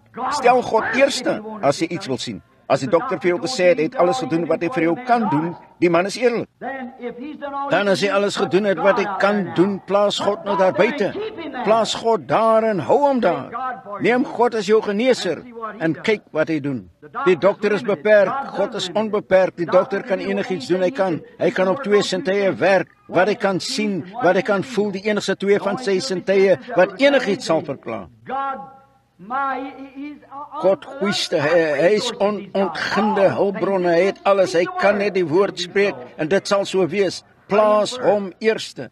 Toe het hulle na die Jordaan gegaan, die Jordaan het oopgegaan. En hy het gedink, jy weet, die einste klip waarop ek nou sit, die krag van God het die bokant van die muur plat geskit, het afgebreek. Die einste klip waarop ek sit, die krag van God het dit van die muur afgeskit daar. Deur die mense wat uitroep en God 'n lofprysing gegee het, het die mure van Jericho plat geval op mekaar. Bietjie te skree help nou en dan, glo ek, dit help beslis. En dit, toe hulle die besyn geblaas het, die mense uitgeroep, het die mure geval, en om te dink dat die einste, sê julle, ek wens dat ek so toe kan gaan en op een van daardie klippe gaan sit. Die einste sitplek waarop jy sit is God se woord wat gemanifesteer is. Die einste aarde waarop jy loop is God se woord wat gemanifesteer is. Die stof op die grond is die woord van God. Amen, o goeiste, hierdie gebou is die woord van God, hierdie lesenaar is die woord van God. God het dit geskep, hy het dit geskep met sy eie woord. Daar was niks om dit uit te maak, nie, hy het gesê, laat daar wees, en hy het sy eie woord geglo, en daar het 'n wêreld ontstaan, o goeiste. Ek is gereed om my siel te hang in enige fase daarvan, en te sê, dis die waarheid. Ja, meneer, hy het gesê, laat daar wees, en daar was, omdat hy God is. Het hy sy eie woord laat gebeur, hy laat steeds sy eie woord gebeur. Hy het altyd en sal altyd. Hy sal staan by sy woord wat God beloof het, sal God doen. Abraham het 25 jaar in 'n vreemde land vertoef, die heeltyd ouer geword, 75 voor God hom ooit geroep het. Kan julle ou man en vrou soos daardie voorstel wat afgaan na die dokterskantoor en sê, wel dok, ons wil reëlings tref vir die hospitaal, gaan 'n baba kry. Hy sou sê, arm ou kerel, iets verkeerd met hom. Dis hoe daar in elke ware gelowige in God gedink word. Ja, dink daar's iets verkeerd. Daar is iets verkeerd. Jy het oorgegaan uit die dood na die lewe, jy het oorgegaan van die dinge van die wêreld om die dinge van God te glo. Die Christen kyk na die onsigbare, nie wat hy sien nie, hy kyk na wat hy nie sien nie. Jy sien in elk geval nie met jou oë nie, jy sien met jou hart, dis reg. Jy kyk met die oë, jy sien met jou hart, dis waarlik. Jy verstaan, sien is verstaan. Jy kyk reg na die ding en sê ek sien dit nie. Jy bedoel, jy verstaan dit nie. Dis die regte woord daarvan. Nou toe Abraham, hy het uitgegaan en gesê, Sarah, ons gaan 'n baba kry. Ek wil hê jy moet nou gaan en ons sal heelwat voel oogie materiaal en spelde koop en 'n paar klein kousies maak gereed maak. Die eerste maand het verbygegaan. Abraham niks anders nie.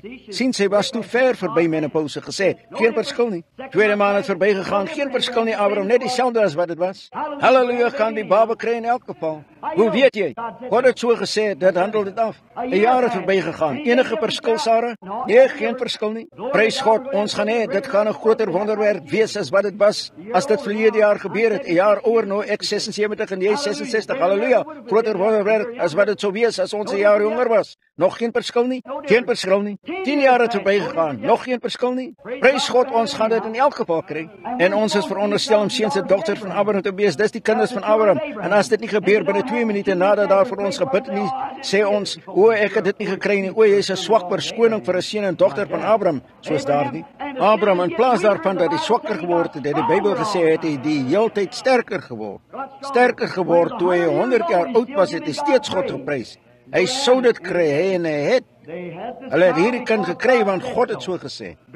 God moet op sy woord geneem word, wat God sê gebeur, maak nie saak hoe lang dit is, wat dit is nie, God het so gesê, en jy hou net daaraan vas, dis al, bly net daarby, dit sal jou deurbring. Daar het Bartimeus daar gesit gedink, o, as hierdie einste klip wat aan die muur gehang het en die krag van God deur die mense wat uitroep, dit van die muur afgeval het, wat 'n wonderlike ding, moes hy gedink het. Dit was 'n wonderlike ding. O, as ek net kon gelewe toe Joshua daar die Jordaan oorgesteek het, sou ek daar na Joshua toe gehardloop en gesê het, Joshua, jou groot krygsman van God, ek weet dat jy 'n man van God is. God het jou geroep, jy's 'n groot man, bid vir my blinde oë Joshua en ek weet ek sal sien as jy net vir my sal bid. Maar helaas, die dae van wonderwerke is verby, het sy kerk gesê. Ons het dit nie meer nie, God genees nie meer, hy doen nie wonderwerke nie, hy is net God. Hy verwag van ons om baie goeie kerkmense te wees. En 'n goeie geleerdheid te hê en te weet hoe om met die mense te praat en amen, baie mooi te sê en julle weet. En sulke dinge so daardie en intellektueel. Dit het vandag dieselfde ding geword, dit het glad nie verander nie. Julle weet, die duiwel vat sy man, maar nooit sy gees nie. En God vat sy man, maar nooit sy gees nie. So, hulle veg nog net so in mense. Een sal sê, o, baie godsdienstig soos Esau en Jakob, en so voort. Julle weet, baie godsdienstig, maar glo steeds nie die bonatuurlike nie. Maar wanneer die bonatuurlike kom, verander dit dinge. God kom self onder die mense en wys homself dat hy God is, dat hy die Jehovah is. Toe Joshua, nadat hy hierdie kant toe gekom het, het hy eendag rondgeloop en die mure bekyk, gesien hoe dik hulle was en hoe groot hulle was, rondgeloop. En hy het 'n man gesien, en die man het 'n swaard uitgetrek en hy Joshua toe begin aankom. En Joshua het sy swaard uitgetrek en die man tegemoet gegaan. Joshua het gesê, is u vir ons, is u van ons vyand? En die man wie die swaard uitgetrek het gesê, nee, ek is die leerowerste van die Here. Die groot Joshua het sy swaard laat val, sy helm afgegooi, sy skild neergesit, neergebuig voor die voet van die man, die leerowerste van die Here. O goeiste, ek is die leerowerste van die Here. Blinde Bartimeus moes dit gesê het, o, dink daardie man het nie meer as 100 tree gestaan van waar ek sit nie, as ek net toe geleef het, so ek uitgehardloop het na hierdie leerowerste van die Here en gesê het, o, groot leerowerste van die Here, herstel my sig vir my, dat ek kan sien om 'n lewe vir my familie te maak, en die leerowerste van die Here sou my sig herstel het, maar helaas, hulle het gesê die dae van wonderwerke is verby. Min het hy geweet dat minder as 100 tree dieselfde kaptein gestaan het, wat weer gekom het in die naam van die Here op sy pad. Dis wat ek nou dink, hierdie mense op die beddens en die stoele en met hartprobleme en wat hulle ook al het in kanker, daar dieselfde leerowerste van die Here is net hier vanaand in die vorm van die Heilige Gees. As jy net jou oë oopmaak en kyk, jou begrip, dat jy kan sien dat hy in ons midde is. Let op, voor hy jou kom kry, het hy 'n geluid hoor aankom. Julle weet, daar's iets vreemds. Oral waar jy Jesus vind jy altyd 'n klomp geraas. Ek weet nie hoekom dit was nie. En dit het nog nooit verander nie. Jy vind nog steeds 'n klomp geraas waar hy is. Een keer het hulle probeer om hulle stil te hou, en hy het gesê, as hulle stil bly, sal daardie klippe onmiddellik uitroep. Iets daaraan wat raserig is. En hy het 'n geluid hoor aankom, en party van hulle het gesing, Hosanna, Hosanna, en hom wat kom in die naam van die Here. Die ander het gespot, die spot gedryf, uit die poort het hulle gekom. Hier kom 'n jong man in sy 30's wat loop met sy kop gerig op Jerusalem, die laste van die wêreld, al die sondes van die wêreld wat op hom lê. Dit was die leerowerste van die Here. Dit was dieselfde een wat by Joshua was oorkant in die woestyn, of by Moses in die woestyn. Dit was dieselfde een by Elisa, destyds wat die Babe opgerig het, dieselfde owerste wat by Joshua was, dieselfde owerste wat vanaand hier is. Dieselfde een wat vir altyd en vir altyd dieselfde Here God sal wees, hy verander nie, dieselfde leerowerste van die Here. En hier het hy geloop, ek kan mense oorskree, haai jy, laat ons jou wonderwerk sien doen. Laat ons jou wonderwerk sien doen, ons wil dit sien. Ons hoor dat jy wonderwerke doen. Wanneer jy mense dit oor sê, weet jy watter soort gees hulle het, dis die duiwel.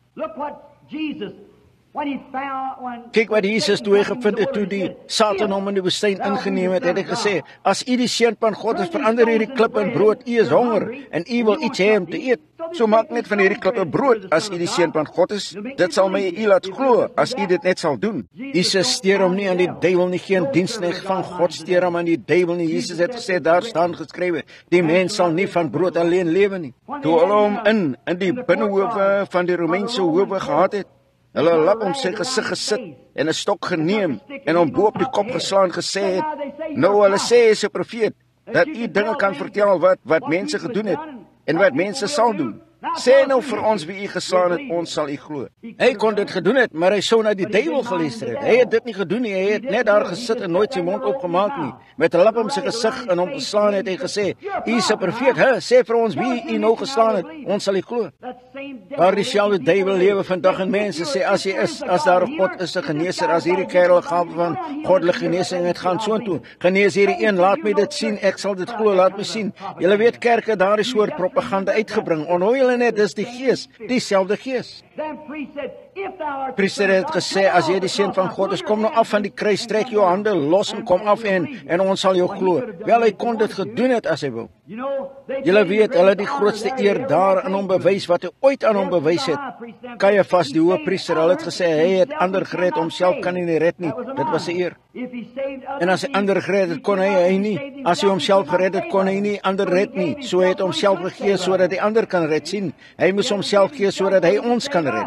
As hy homself sou gered het, soos Billy Sunday gesê het, een van sy geskrifte, een van sy handboeke, wat ek 'n tyd gelede hier gelees het, gesê het, engele het in elke boom gesit en gesê, trek u hand van die kruis af en wys na een van ons en ons sal hierdie toneel hier verander. Hy kon dit ook gedoen het, maar as hy dit sou gedoen het, waar sou ons vandag gewees het? Maar hy het daar gehang met spoeg in sy gesig en spyker in sy hande en dorings op sy kop en die bloed wat afgeloop het met trane gemeng, sterwend as 'n misdadiger, omdat hy ons liefgehad het. Dis reg, en ons 'n kans gegee vir verlossing, ons 'n kans gegee om vir die siekes te bid, en hulle sou gesond gemaak word, ons daardie geleentheid gegee, waarvoor hy dit gedoen het.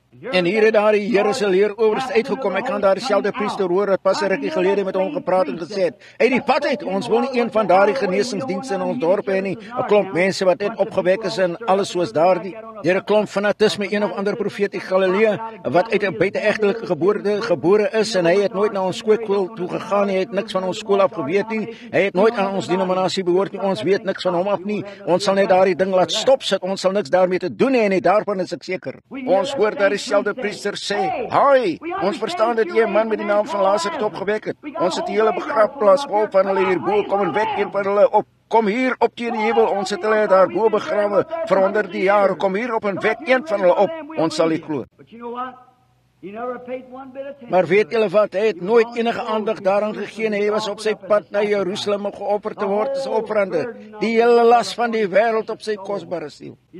Hy was op pad na Jerusalem, reg opgegaan teen die berg toe na Jerusalem om gekruisig te word vir daardie selfde mense wat hom bespot het.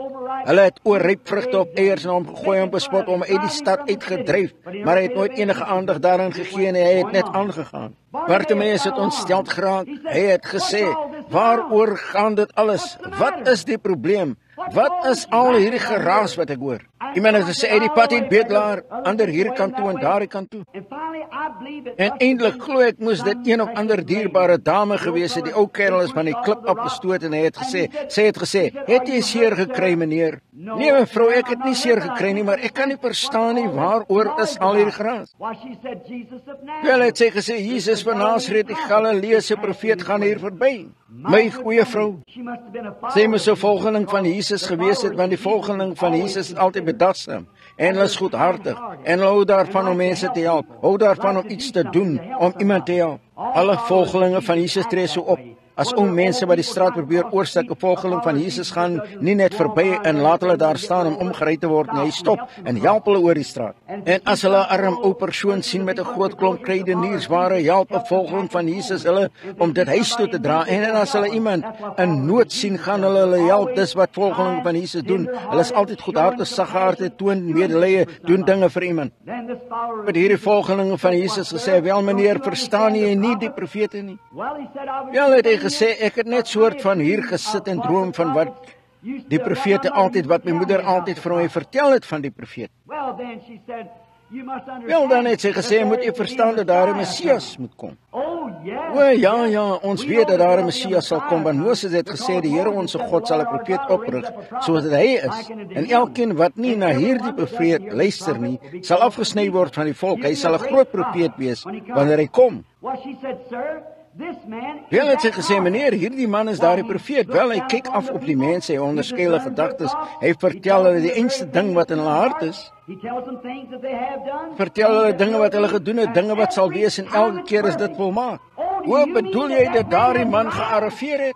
Dis hy wat verbygaan. Wel, waarom skree die mense so en gaan aan en spot met hom?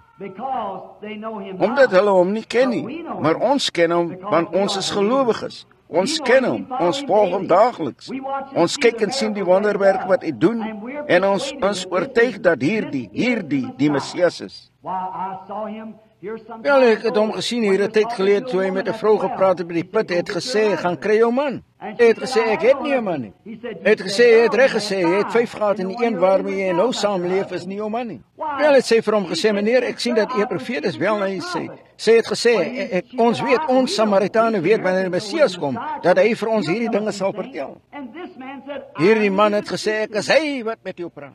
En sy het in die stad ingegaan en gesê, kom sien 'n man wat vir my gesê het wat ek gedoen het. Is dit nie die Messias nie? En die hele stad van Samaria is bekeer. Jy bedoel dit nie? Wel, as hy die Messias is dit die seun van Dawid. Ja, dis reg, dis die seun van Dawid. En hy het geskree, u seun van Dawid, wees my genadig. Sy droom kon nou vervul word. Miskien kan joune suster op die bed, jou droom om weer gesondheid te hê, vervul word. Joune in die rolstoel, joune opgevreet met kanker, jou droom om terug te gaan kerk toe en jou geloftes met God te hernie. Miskien is jou droom net omtrent gereed om vervul te word. Miskien kom daardie leeroowerste van die Here bietjie later verby. Ek vertrou dat hy sal. U seun van Dawid, wees my genadig, wees my genadig. O, hy kon hom nie letterlik hoor nie, hy was buite op die pad en honderde mense wat saamgedrom het, een wat een ding skree en een iets anders. En hy het sy ou verslete jas weggegooi en geskree, o Jesus, u seun van Dawid, wees my genadig, wees my genadig. Laat ons net 'n klein dingetjie neem wat ek glo hy het. Ek weet nie of hy het nie. Ek kan my voorstel hy het in sy hart gesê, as dit die seun van Dawid is, dan kan ek net hier staan en vir Jehovah vra. Jehovah sal met hom praat, dis reg, Jehovah kan hom stop en hy ken my toestand. Ek het hier gesit en verlang om hom te sien. Julle weet, dis die manier om God naby aan jou te kry, is om aan hom te dink, oor hom te praat. Nou net Jesus, moenie praat oor die dinge van die wêreld nie, praat oor Jesus. Dis die manier om dit te doen. Mense mag dink jy's 'n bietjie snaaks, maar dis nie haak, hou net aan, laat jou gesprek oor hom gaan. Hier, ek wil 'n oomblik hier stop. My seun Billy, hy is hier iewers, hier omtrent 3 of 4 jaar gelede, was ons in 'n diens en hy het een of ander soort musiek gespeel of iets. Ons het ingegaan na 'n diens by Wood River, Illinois, en ons het ingegaan om 'n bietjie kos te kry en hulle het een of ander soort lied gespeel en ek weet nie wat dit was nie. Het gesê, papa, is dit nie 'n mooi lied nie?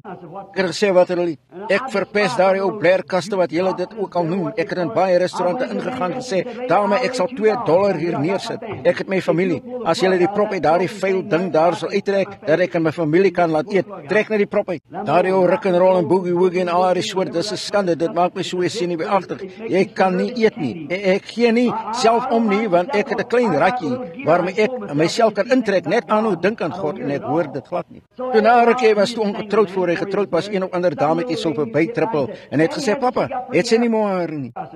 Ek het gesê, wie? Het gesê, papa, al waarin jy dink is die Bybel en God. Ek het gesê, dankie skat, dis 'n baie mooi kompliment, dis al waarin ek wil dink, dis reg. Ek dink, as ek net my gedagtes gevestig kan hou op hom die heeltyd, dis al wat nodig is. Daar het daar gestaan en het gedink, ek het aan hom gedink en hier is hy nou naby my, maar daar's te veel tussen my en hom, ek weet nie wat ek sal doen nie. O, Jehovah God, dit is u diensknegt, dis die seun. U het gesê dat my diensknegt in wie ek welbehaag. Ek sal my gees op hom plaas, hy sal oordeel aan die heidene wys en so voort. Dis u diensknegt, o God. O, laat Jesus van Nasaret, laat hom met my praat. Omtrent daardie tyd het hy gestop. O, hoeste. Hy het gestop, omgedraai. Hy het hom nie visies gehoor nie, hy was te ver van hom af. As hy ooit by Jericho was, kyk waar die plek waar dit plaasgevind en daar die hele skare, kon hy hom in elk geval nie gehoor het nie. Maar hy hoef nie te hoor nie, dis jou geloof wat hom stop. Kyk na die vroukie met die bloedvloeiing wat deur die skare gekom het, en sy het gesê, o, as ek net sy kleed kan aanraak, sal ek gesond gemaak word. En sy het deurgedruk, totdat sy die soem van sy kleed aangeraak het. Nou die Palestynse kleed swaai los, dis 'n kleed, en dit het 'n onderkleed. Nou ek sou nooit gevoel het as jy my sak so aanraak visies nie. Hoeveel te meer 'n groot loskleed. Hy het daar nooit visies gevoel nie, want hy het gesê, wie het my aangeraak? En hy het rondgekyk. En Petrus het hom bestraf gesê, wel, almal raak jy aan, waarom sê u so iets soos daar? Hy het gesê, maar ek kom agter dat daar deeg van my uitgegaan het. Hy het rondgekyk en na die gehoor gekyk. Hy het die vroukie buite in die gehoor gevind en hy het gesê, sy het 'n bloedvloeiing gehad en haar geloof het haar gered. Nou daar dieselfde God daaronder het geweet, hoe hy dieselfde Jesus was het opgegaan het, blinde Bartimeus kon nie by hom uitkom nie, hy was te ver van hom af weg, maar sy geloof het Jesus gestop. Kyk, hy het die sondes van die wêreld op hom gehad. Hy het die dood van elke skepsel wat ooit gesterf het, of ooit sou sterf gehad, wat op hom lê. Hy het elke sonde gehad wat ooit gepleeg is, of ooit gepleeg sou word, wat op hom gelê het. En hy was op sy pad na Golgotha te midde van skreeende skares godsdienstige mense wat hom bespot het, en hom uitgedaag het om die dooies op te wek of iemand te genees, maar die geloof van haar die blinde bedelaar het hom nog steeds in sy spore gestop. Ek wil een aanpreek as ek kan oor Jesus het stilgestaan. Kyk hoeveel keer dit gebeur het. Toe Jesus daar stilgestaan en hy omgedraai gesê het, bring hom hier naartoe, wat wil jy hê moet ek doen? O, ek kan hom sien, wanneer jy uitgevind het dat hy sy aande getrek. O, gesê, kyk, hy roep jou, o, goeie moed. Hy het sy jas afgegooi om en dop, hy het dit nie baie mooi neergesit om te weet, hy sou dit kry wanneer hy terugkom waar hy dit kon kry nie. Hy het geweet as hy ooit met Jesus in aanraking sou kom, hy in staat sou wees om sy jas te sien, wanneer hy terugkom. Dit is hoe, dis hoe, as jy ooit gekom het en 'n onderhoud met Jesus gehad het, sou dit anders gewees het, dan kon hy sien van dan af, so hy het net sy jas weggegooi, daar het hy gegaan. Hy het gesê, wat wil jy hê moet ek vir u doen? Hy het gesê, Here, dat ek my sig kan ontvang. Dis wat hy in sy gedagte gehad het. Hy het nie met hom gepraat hoe mooi die hemel was nie, maar hy het 'n behoefte gehad, ek wil my sig hê, dat ek my sig kan ontvang. Receive thy sight, thy faith has saved thee. Hy het gesê, ontvang jou sig, jou geloof het jou gered, die geloof wat hom gestop het. En as ons geloof hom vanaand kan stop, as ons geloof hom vanaand hiernatoe kan bring, kan ons genesing ontvang wat ons nodig het. 'n Klein stoortjie voor afsluiting. Ek het 'n klein fiksie gelees. Dit moes 'n fiksie gewees het. Dit was veronderstel om waar te gewees het, maar ek betwyfel dit oor Bartimeus. Ek het die lewe van profete geneem en sovoorts en ek het 'n artikel oor Bartimeus gelees. Hulle het gesê hy was blind vandat hy 'n seun was. Julle weet in daardie dae, vandag wanneer 'n man blind is, ek vergeet wat hulle daardie honde noem wat hulle lei. Julle weet in een of ander soort hond wat 'n blinde man lei, gidshond. In daardie dae, in plaas van om 'n hond te hê, het hulle 'n lam gehad wat gelei het. En Bartimeus het 'n lam gehad en hy het 2 tortelduifies gehad. En gesê dat hy een aan gehad het, hy het 'n dogtertjie gekry, 'n klein blonde kop dogtertjie, en een aan het die dogtertjie siek geword en hy het uitgegaan en gebid en hy het gesê, Here, as U my dogtertjie sal laat gesond word, sal ek vir U my tortelduwe offer môre. Dit was die enigste ding, die tortelduifies het oor mekaar getuimel en so daardie toertjies om die aandag van toeriste te trek, en hulle sou vir hom iets ingooi vir sy 'n muntstuk in sy beker. En hy het gesê, Here, as U my net sal laat gesond word, sal ek môre my 2 tortelduwe na die kerk neem en ek sal hierdie 2 tortelduwe vir U offer. En die dogtertjie se koor is gebreek en gesond geword. En 'n paar weke daarna het sy vrou siek geword en die dokter het gesê daar was niks wat vir haar gedoen kon word nie. En hy het alles gedoen wat hy geweet het, en hy het buite die gebou uitgegaan aan die kant van die huis, vasgehou. En hy het gesê, o Jehova, as U my dierbare vrou sal laat lewe, sal ek U beloof, ek het niks anders om U te gee nie, so ek sal vir U my lam gee. Dit het hom soontoe gelei. En so die volgende oggend was sy vrou beter, so hy het op sy pad gegaan om sy lam op te neem as offerande. Hulle het gesê, die hoofpriester ontmoet, hy het gesê, blinde Bartimeus, waarheen gaan jy vanmôre? Hy het gesê, o, hoofpriester van God, ek gaan in die tempel toe om my lam as 'n offerande te offer. My vrou het gesond geword toe ek vir haar gebid het en ek het die hoof beloof, ek sou vir hom hierdie lam gee. En die hoofpriester het gesê, sy hand in sy sak geld, en gesê, o Bartimeus, jy kan nie daardie lam offer nie, gesê, ek sal vir jou geld gee, en gaan jy na die kopers toe, of die wisselaars, en gesê, gaan jy soontoe en koop vir jou lam, om geoffer te word. Hy het gesê, o priester, baie dankie aan jou, maar gesê, ek het God nooit 'n lam beloof nie, ek het vir hom hierdie lam beloof. Dis soveel van die probleem vandag, vriende. Paase maak ons die altare vol lelies, God. Die altaar is nie gemaak vir lelies nie. Die altaar is vir jou gemaak, sien. Maar ons wil iets anders bring om ons te vervang. Ons kan dit nie doen nie, ons plaasvervanger is klaargebring, Christus. Hy het gesê, ek het nog nooit 'n lam beloof nie, ek het vir hom hierdie lam beloof. En die hoofpriester het gesê, Bartimeus, jy kan nie daardie lam offer nie. Daardie lam is jou oë, jy kan nie daardie lam offer nie.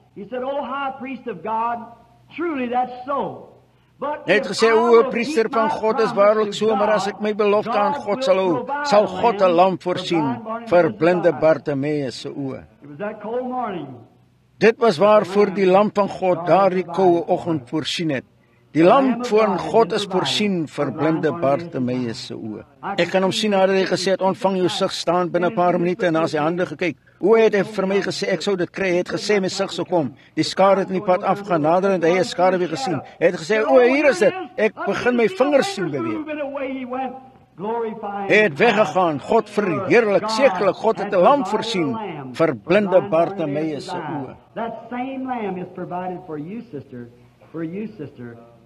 Daardie selfde lam is voorsien vir jou suster, vir jou, vir my, want wie ook al wil, God het 'n lam voorsien vir ons vanaand, vir ons oë, dat ons geestelike sig sal oopgaan en erken dat dit die Here Jesus Christus in ons midde is. Mag hy dit vanaand skenk, is my gebed.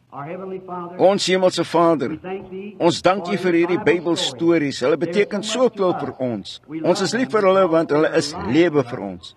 Ons sien wat U was en wat U gister was, is U vandag en sal tot in ewigheid wees. Nou, Heilige God, die skepper van hemel en aarde, stuur weer vanaand die Heilige Gees. Jesus het gesê, wanneer die Heilige Gees kom het, sal hy hierdie dinge van my neem en hulle vir julle wys. Hy sal vir julle dinge wys wat sal kom. Hy sal getuig van die waarheid. Hy sal van my getuig, het Jesus gesê. En ons weet dat dit waar is. Ek bid, Vader, dat vanaand dat die Heilige Gees die werke hier in die gehoor sal doen wat Jesus gedoen het toe hy hier op aarde was. Dat hulle kan verstaan en hierdie mense se oë sal oopgaan. Elkeen van hulle. Baie van hulle is goeie, getroue Christenmense en hulle het U lief met hulle hele hart. Nou, Vader, maak hulle geestelike oë oop dat hulle in staat mag wees om te verstaan dat hierdie dinge presies is wat U gesê het sou plaasvind. Dis presies U belofte wat U ons beloof het. En mag ons vanaand sien die hand van die lewende God onder ons. En dan sal al die mense se oë geopen word en dan sal ons almal ons genesings ontvang, ons verlossings en die. Wanneer die kerk vanaand afsluit, mag ons huis toe gaan soos hulle wat van Emmaus afgekom het, nadat U dood was en begrawe was en weer opgestaan het, heeldag met hulle gewandel het en hulle U nie herken het nie. Maar toe U hulle in die binnekamer gekry het by U alleen daardie aand, het U iets gedoen net soos U het. Voor hy gekruisig is, hulle het geweet dat U nie meer dood was nie, dat hy opgestaan het uit die dood. Want geen mens kon daardie dinge doen soos U hulle gedoen het nie, en hulle het gehardloop vir Heer gesê, was ons harte nie brande in ons soos hy met ons gepraat het langs die pad nie. Here, dieselfde ding vanaand herhaal. Here, kom onder ons, neem ons liggaam en neem hierdie arme liggaam van my. As U dit kan gebruik, doen dit. Vader, U kan nie myne gebruik sonder om hulle sin te gebruik nie. So gebruik die siek mense se liggaam. Use our souls and body tonight to Thy honor and glory, that others might see and be healed. For we ask. Gebruik ons siele en liggaam vanaand tot die eer en heerlikheid dat ander kan sien en genees word.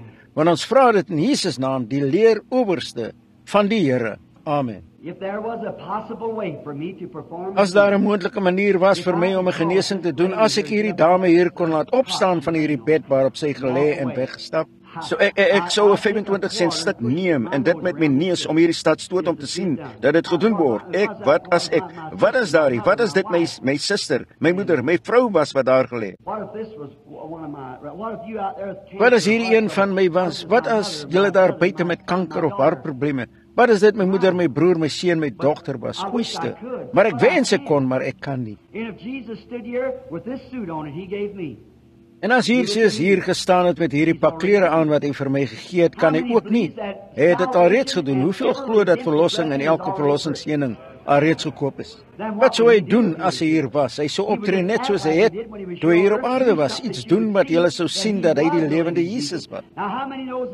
Nou, hoeveel weet dit, dat Jesus gesê het dat teen hierdie eindtyd, ons het daaroor gepreek hierdie week, dat die Gees van God op die aarde sou kom, wat die Heilige Gees genoem word, en dieselfde werke sou doen wat hy gedoen het. Hoeveel weet dit, dieselfde teken sou wys wat hy gewys het. Hy het dit vir die Jode gewys, hy het dit vir die Samaritaan gewys, maar hy het dit nooit vir die heidene gewys nie. Dit was nie hulle dag nie, die heidene het ook nie gesoek na Messias nie. Maar vandag sien ons uit na die tweede koms van Christus. Nou, ons moet die teken van die Messias ontvang, wat die laaste teken is. En nou onthou, hy het van Noag gepraat, maar hy het nie toegesê nie, maar hy het gesê, so dit was in die dag van Sodom. Hy het vertel wat die sedes van die dag van Noag, hulle het geëet, gedrink, getrou, is uitgegee in die huwelik. Maar soos die dag van Sodom, hy het dit uitgelaat, sien, dis Openbaring. Kyk na die engele hoe ons gepraat het oor wat hulle gedoen het, die bedienings, kyk na die Billy Graham vandag, net precies 'n moderne Oral Roberts Billy Graham, daar die magtige evangeliste wat oor die wêreld gaan. Het roep uit Babylon, uit Sodom, alles wat hulle kan, word dit enigszins beter, erger die hele tyd. Nou die uitverkorenes van die kerk dop, glo julle in uitverkiesing moet beslis as julle die Bybel glo. Ons namens die langse boek van die lewe geplaas bo die grond van die wêreld, sê die Bybel sien. Ons is uitverkies deur God, deur sy voorkennis, het hy ons uitverkies. Nou, en dan as ons geroep is, behoort jy dankbaar te wees teenoor God dat jy uitverkies is. Dit is waaroor ek so dankbaar is dat God my geroep, my gekies het. Ek het hom nooit gekies nie, hy het my gekies. Jy het hom nooit gekies nie. Niemand kan na my toe kom en sê my Vader hom eers trek nie. En almal wat die Vader my gegee het, sal na my toe kom. Dis reg, so julle sien as God jou roep, sal hy aan jou deur klop. Dis die tyd vir jou om te kom. Nou, vandag is die heidense dag. Hierdie is die dag, die laaste boodskap. En nou, Sodom was die vernietiging, toe vuur uit die hemel geval het. Het julle almal die Koran gelees oor hierdie saamtrek wat hier buite in Kalifornië aan die gang is, hoe daar die manne praat van weggaan van een party na 'n ander, maar natuurlik vir my, ek het een stem uitgebring. Dit was vir Jesus Christus as my verlosser. Ek gaan wen, dis reg. Dis alles reg, ek het 'n stem vir die Here Jesus om my verlosser te wees en dis al sien. Nou ek glo in stem, ek glo julle behoort dit te doen, maar hierdie preek so is geen plek om daaroor te praat nie. Praat julle daaroor waar julle ook al wil. Hierdie is die evangelie hier. Hierdie is iets wat ek weet wat eerlik en skoon en waar is en ek weet dit gaan gebeur, dis al. Nou wanneer hy hier is, wanneer Jesus na ons toe kom vanaand, wil ek hê julle moet onthou dat elke verlossingsseëning wat hy julle ooit kan gee, hy is ter wille van ons oortredinge deurboor, ter wille van ons ongeregtigheid is hy verbrysel. Die straf wat vir ons die vrede aanbring was op hom en deur sy wonde het daar vir ons genesing gekom. Almal is gered, almal is genees toe Jesus op Golgotha gesterf het. Maar jy moet jou eie persoonlike geloof in hom hê om gered te word of om genees te word. Nou as Jesus hier was, vanaand sou jy sê, Here Jesus, kom af, lê hande op my en jou genees. Weet julle wat, sou hy sê, kind van my, glo jy nie my woord nie? Glo jy my woord, vir jou oortreding is ek deurboor, deur my wonde het daar vir jou genesing gekom. Nou sy woord behoort voldoende te wees, maar dan, as jy nie my woord geglo het nie, sou ek dit waarskynlik net laat gaan. As ek nie jou nog geglo het nie, sou jy my laat gaan het, maar nie God nie. As jy nie sy woord glo nie, dan het hy steeds die Heilige Gees gestuur met gawes in die kerk. Wat is die eerste apostels, profete, evangeliste, leraars, pastore, alles vir die vervolmaking van die kerk, om die kerk tot kennis van hom te bring. 'n leraar, 'n pastoor, 'n evangelis, 'n profeet, al hierdie dinge moet bekend maak. Veel Pinkstermense is hier vanaand. Wel, julle mense glo en praat in tale. Paulus het gesê as daar nou een onder julle was, wat in tale praat en niemand gee uitleg nie, behalwe as dit verstigting is, niemand om dit uit te lê. Alhoewel dit is om die kerk te stig, wel sal die mense wat ongeleerd is inkom weggaan sê, wel, julle is almal mal. Wat mal beteken kranksinnig en sê, wel, julle is almal mal. Maar as een 'n profeet is en sal profeteer en die ding openbaar, dan sal hulle moed neerval en sê, waarlik, God is met julle. Want dit is God se laaste teken, ons weet dit en dis reg. Ons lewe vandag daarin, die Here seën julle. Nou ek het vergeet, waar is Billy Paul? Is hy, verskoon my, hy is so klein, ek kan hom nie sien nie. Hoeveel kaartjies het hy uitgegee? 50. Het hy begin vanaf 50 of 1 tot 50, goed. Ons kan nie almal van hulle op een slag in die ry bring nie, so laat ons hulle net in die ry kry soos ons kan. Goed, gebedskaart nommer 1, weet dit. Wat is die letter B? B nommer 1. Om werklik te wees, ek is 'n valse profeet en 'n leenaar en die Bybel is verkeerd. Die God van Christendom het beloof dat hy hier sou ontmoet. Waar julle ook al vergader is, sal ek met julle wees. Hy het 'n engel gestuur en vir my gesê, moenie vrees nie, jy word gestuur om vir die siek mense te bid, jy sal die einste verborgenheid van hulle hart ken.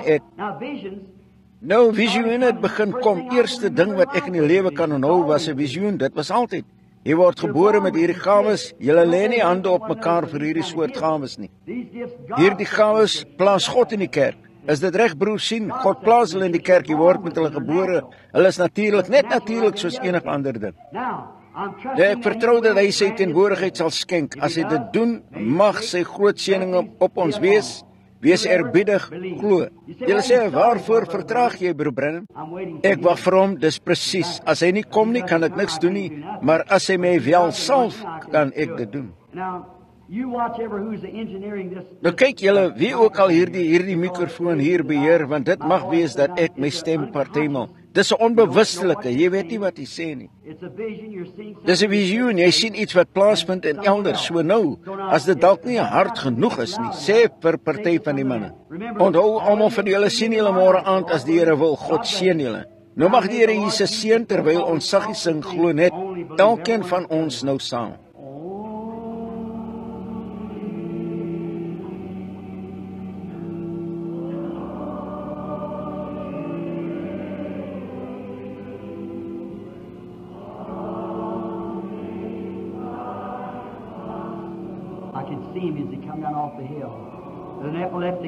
Ek kan hom sien soos hy van die heuwel afkom, 'n epileptiese kind daar. Hy het gesê, Here, wees my kind genadig, hy is erg besete van 'n duiwel. Jesus het gesê, ek kan as jy glo, want alles is moontlik. Glo net.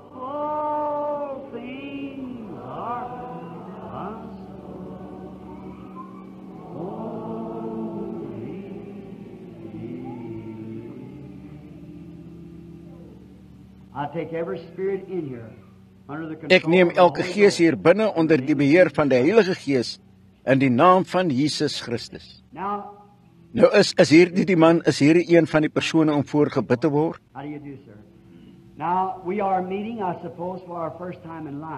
Aangename kennis, meneer. Nou ons ontmoet, reken ek vir ons eerste keer in die lewe, is dit waar? Goed. Ons is net twee mense wat by mekaar kom. Ek ken jou nie en jy ken my nie. En miskien is jy hier vir een of ander siekte of een of ander geliefde of een of ander finansiële, ek weet nie wat jy is, huislike probleme, wat dit ook al is, God weet alles daarvan.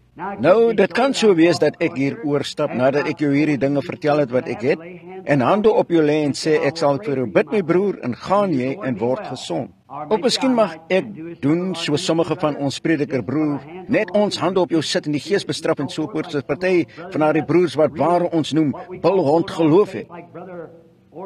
Door broer Oral Roberts se hande op hom sit en 'n ware geloof het en die ding veroordeel en soos daardie. Dis broer Roberts se bediening, sien. En God werk nie met twee mans dieselfde nie. Ek kan nie broer Roberts se plek inneem nie en hy kan nie myne inneem nie. Ons het albei bedienings, ons moet doen soos God vir ons sê om te doen. Maar nou as ek hiernatoe sou kom en sê, goed broer, ek het 'n bediening om hande op jou te lê, en ek sou jou dit vertel en jy gaan aan, sou jy waarskynlik gesond word, dis reg. Maar nou, jy kan 'n bietjie twyfel daaroor hê, sien, nou het hy my die waarheid vertel of nie. Nou, as Jesus Christus steeds lewe soos hy het in die dae wat verby is, en ek kan myself oorgee aan sy gees sonder om jou te ken, dan as iets in my inkom en iets begin openbaar wat Iets wat jy destyds in jou verlede gedoen het, soos hy het met die vrou by die put, soos hy vir Simon Petrus gesê het, toe hy na hom toe gekom het, en soveel plekke in die Bybel sien. En as jy begin vertel wat jy was, wel sal jy weet of dit die waarheid is of nie. Dan sal jy 'n getuie wees daarvan, en jy sal weet of dit reg is of nie. Jy kan getuig of dit so is of nie. Dan as jy vir jou sê wat was, jou dan sê wat sal wees as dit wat was waar is, dan wat hy vir jou sê sal wees, sal sekerlik waar wees. As dit reg gehoor sien, dan hoef jy nie te raai nie, dis die Gees van die Here. Nou ek sê nie dat hy sal nie, ek vertrou dat hy sal. Maar as hy sal, het die gehoor alreeds beloof hierdie net hier, as hy vir hierdie man sou sê, net dieselfde ding doen soos hy het, toe Simon na hom toe gekom het, sê jy is Simon, en jy is die seun van Jona, of vir hom gesê het, wie hy was, of Philip, of sommige van die ander, soos daardie, wat hy toe, hulle na hom toe gekom het, wel sou dit, Jesus Christus dieselfde gister middag, en tot in ewigheid maak, sou dit nie? Ek sê teenwoordigheid hier, die groot leerowerste van die Here. Ek het geen idee wat, hy lyk vir my na gesonde, maar niks omtrent hom so ongesond lyk nie. Maar daar sekerlik, hy mag nie siek wees nie, dit mag iets anders wees, die Here weet. Nou mag die Here my help, mag die Heilige Gees van God na my toe kom en spreek, sodat die mense sal weet dis een of ander gees, en hulle sal geoordeel word, volgens wat hulle dit noem. God, U is die regter. Laat dit wees deur Jesus Christus naam, tot U eer, Here, nie vir 'n vertoning nie, maar tot U eer. Amen. Nou as die mense nog steeds my stem kan hoor, die man gaan weg van my af. Hy het iets verkeerd, sy probleem is in sy skedel, in sy kop. Dis waar sy probleem lê. Dis reg, is dit nie, meneer? As dit reg is, steek jou hand op. Nou daar's een of ander krag wat dit weet van daardie man. Ek weet nie, julle sê, daar mag 'n paar nuwe. Is enige iemand hier wat nog nooit tevore in een van die dienste was nie? Steek jou hand op. Was nog nooit tevore in die diens nie. Julle mag dink ek het dit geraai. Goed, laat ons sien. Laat hom. Ek weet nie wat dit was nie, die bandopnames daar het dit. Dis hoekom ons hierdie bandopnames hou, alles wat gesê is. Daar is nooit een ding ooit gesê behalwe wat die Here dit bevestig het as waar nie. Ja, hier is dit. Die man lê aan iets van sy kop. Hy het seer gekry. Dit was iets van stomp of iets van 'n stomppaal of iets. So spreek die Here. Dis reg. Dis reg. Jy's nie van hier nie, jy het hier na hierdie diens toe gekom, jy's van Kalifornië. Dis reg. Dink jy God weet wie jy is? Kan hy vir my sê wie jy is? Sal dit jou help? Sal jy glo dit sal jou maak? Jy sal, goed meneer Robinson, jy kan terug gaan huis toe en gesond wees. Jesus Christus maak jou gesond. Glo julle in die Here? Nou sien julle, kyk vriende, dit is nie ek nie. God weet, ek kan julle nie een ding sê wat vir daardie man gesê is nie, dis 'n visioen. Ek kyk wat plaasvind sien. Nou dis dieselfde ding. Hoeveel binne gelowiges weet dat dit dieselfde ding is wat Jesus Christus gedoen het toe hy hier op aarde was en beloof het dat dit teken van die eindtyd sou wees. Nou wat kan ons nog sê? Hy's hier. Nou glo julle in hom? Dit behoort dit af te handel, die hele gehoor behoort op te staan en te sê, dank die Here het my genees aan te gaan. Dis reg, dis alles verby. Hy het dit bewys. Aangename is hierdie, ek's nie buite myself nie, maar visioene, jy moet dophou, jy sien, ek kyk hier na jou en ek sien jou iewers. Jy weet wat ek bedoel, 'n visioen. Glo jy dat ek sy profeet is of sy diensknegt? Glo jy dit? Ons is vreemdelinge vir mekaar. Ek ken jou nie, maar God ken jou. Nou hierdie is nog 'n pragtige prentjie soos Johannes 4, julle Bybelleser. 'n Man en 'n vrou ontmoet vir hulle eerste keer in die lewe. 'n Vrou van Samaria en Jesus van Nasaret. Onthou julle daardie storie? Wat het Jesus gedoen? Hy het behoefte gehad om deur Samaria te gaan. God het hom soontoe gestuur. Ek moes na Klamath Falls toe kom. God het my hiernatoe gestuur. Vrou het uitgekom met by Jesus gepraat. Jesus het lank genoeg met haar gepraat om met haar gees kontak te maak en gevind wat haar probleem was en vir haar gesê en sy het gesê, "U moet 'n profeet wees. Ons weet dat wanneer die Messias wat die Here Jesus is, Messias wanneer hy kom, sal hy vir ons hierdie dinge vertel." Jesus het gesê, "Ek is hy wat met jou praat." As jy ooit in Samaria was, dit is 'n klein panoramaatjie toneeltjie, net soos hierdie hier. Hier's 'n baie soortgelyke storie wat weer herleef.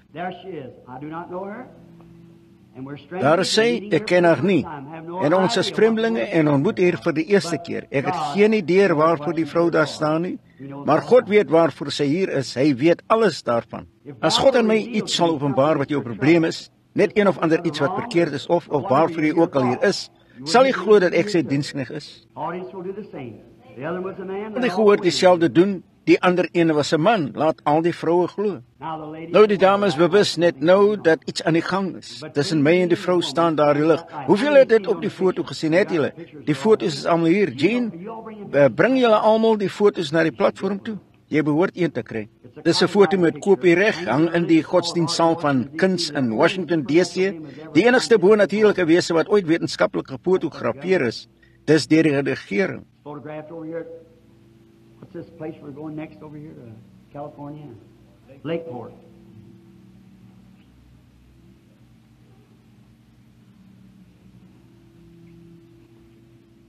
Dit is gefotografeer hier oorkant. Wat is hierdie plek waarna ons volgende gaan? Californië, Lakeport. Jy het soort van komplikasies, hart, verskillende probleme waaraan jy ly. Jy is nie van hier, van hierdie stad nie. Jy kom van 'n ander stad af. Dit word Lake iets genoem, Lakeview. Dis waar jy vandaan kom. Dis reg. Jy is geïnteresseerd in iemand anders vir wie jy bid ook. Jy het ook 'n rektale probleem. Dis iets van die aard van 'n aanby. Behalwe dis meer soos 'n gewas. Jy het ook iets in die neus wat jou pla in jou neus. Dis reg. Jy het 'n dogter hier. Dis reg. Een of ander soort probleem soos 'n vel, slegte voete. Dis reg. Dis waar is dit nie. Jou man kan nie kom nie, maar hy is ook siek. Glo ek kan vir u sê deur die Heilige Gees wat sy probleem is? Aanbye. Dis reg. Glo God kan vir my sê wie hy is? Sal dit jou help? Sal jy huis toe gaan en glo dat wat ek vir jou gesê het waar is? Jy sou in elk geval, wel maar vir 'n traksel, jy kan dan huis toe gaan en gesond gemaak word. Jesus Christus het jou genees. God seën jou suster. Glo jy aan die Here Jesus? Dit behoort dit oor die gehoor af te handel. Aangename kennis meneer, glo jy dat ek sy diensknegt is? As jy dit glo met jou hele hart, is jy's 'n baie goeie man. Jy staan hier vir iemand anders wat swatersig het. Dis reg. Gaan glo nou en hy sal daaroor kom. Amen. Just have faith in God. Don't doubt. En het geloof in God, moenie twyfel nie. That lady sitting right back there. Daardie dame wat reg daar agter sit, She's the mother of some little sick children. sy is die moeder van 'n paar klein siek kindertjies. You touched something, young lady. You Jy het toe iets aangeraak, dame. Jy het geglo het jy nie. Jy het self aanbye waarvoor jy gebid wil hê. Dis so spreek die Here. Jou kindertjies is siek. Jy het 2 stelle tweelinge. Dis reg. Is dit nie, dame? Dis reg. Steek jou hand op. Wat het sy aangeraak? Kyk waar sy sit. Wat het sy gedoen? Sy het my nooit aangeraak nie. Sy het hom aangeraak, die hoofpriester. Hy het omgedraai. Don't worry, lady. You are healed and your children will be well. Your faith saves you. Moenie bekommer wees nie, dame. Jy is genees en jou kinders sal gesond wees. Jou geloof het jou gered, as jy kan glo. Hier sit 'n dame met haar oë gebo soos daardie. Sy het vir haarself gebid het arthritis. Glo die Here sal jou gesond maak, suster, wat daar sit. Jy het gebid. Jy het gesê, Here, laat hy my roep. Dis reg, steek jou hand op. As dit is wat jy in jou gebed gesê het, hoe weet ek wat jy in jou gebed gesê het? Have faith in God. Don't doubt. Ek geloof in God, moenie twyfel nie. How do you do, sir? Aangename kennis, meneer. We are strangers to each other. Ons is vreemdelinge vir mekaar. Ek ken jou nie en. Maar God ken jou. As die Here iets van jou aan my sal openbaar, sal jy hom glo met jou hele hart? Jy sou. Jou probleem is in jou kop. Jy het probleme met jou kop. Jy kry aanvalle soort van soos flou word en so voort. Jy het 'n bietjie twyfel oor jou verlossing ook. Jy's nie net presies seker of jy presies reg is of nie. Dit is reg. Hoe het dit gekom? Jy het 'n ongeluk gehad wat dit gedoen het. Dit is so. Mr. Woodland, do you believe that? Meneer Woodland glo dat dit die waarheid is. Dis wat dit geverg het, was dit nie goed. Gaan maar, jy sal reg wees, God seën jou. Have faith. En het geloof, glo met uw hele hart. God sal uw versoek toestaan as jy hom net sal glo. Are you? Is jy glo? Nou kyk, julle is bewus dat iets dit moet doen. Is that right? Is dit reg? Nou watter soort gees is dit? Glo julle dit is die gees van God? Nou die Fariseërs het vir Jesus gesê dat hy 'n Beelzebub was toe hy dit gedoen het. Hy het gesê ek vergewe julle dat as julle dit sê, maar wanneer die Heilige Gees kom, as julle een woord daarteen sê, sal dit nooit vergewe word nie. Is dit reg? Now ask some of these people who. Nou vra sommige van hierdie mense met wie die wonderwerk gedoen is, vra hulle kyk of dit werklik is. God weet dat dit so werklik is. How do you do, lady? Aangename kennis dame, Fine looking person. lyk na 'n goedhartige persoon. Kyk net sien hoe dit jou maak. Jy raak net so swak, die hele gehoor lyk asof dit rondswem om my. Onthou, Jesus het een visioen gesien, een persoon het hom aangeraak en hy het gesê ek sien dat daar deeg van my uitgegaan het. Wat is deeg? Is krag. Some of you out there now don't have prayer cards. Steven, julle daar buite nou wat nie gebedskaartjies het en so voort. Bid julle daar buite, kyk julle op na God en sê, God, ek glo u, hierdie man ken my nie. If you'll just touch me, O Lord As God, u my net sal aanraak, o Here God, make me well. as u my net sal gesond maak, laat hom net met my praat, ek sal met my hele hart glo. Ek daag julle geloof uit daarvoor, moet my nie glo nie, glo hom. Want ek is net 'n man, net soos hierdie mikrofoon. It isn't the microphone you're hearing, it's my voice. It isn't me you're hearing, it's him.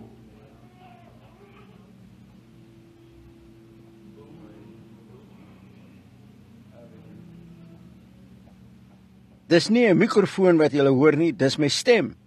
Dit is nie ek wat julle hoor nie, dis hy. Meneer, wat daar sit met jou rugprobleem, You believe glo jy dat Jesus Christus jou sal genees, jou sal gesond maak? your wife said Jou vrou sit daar langs jou.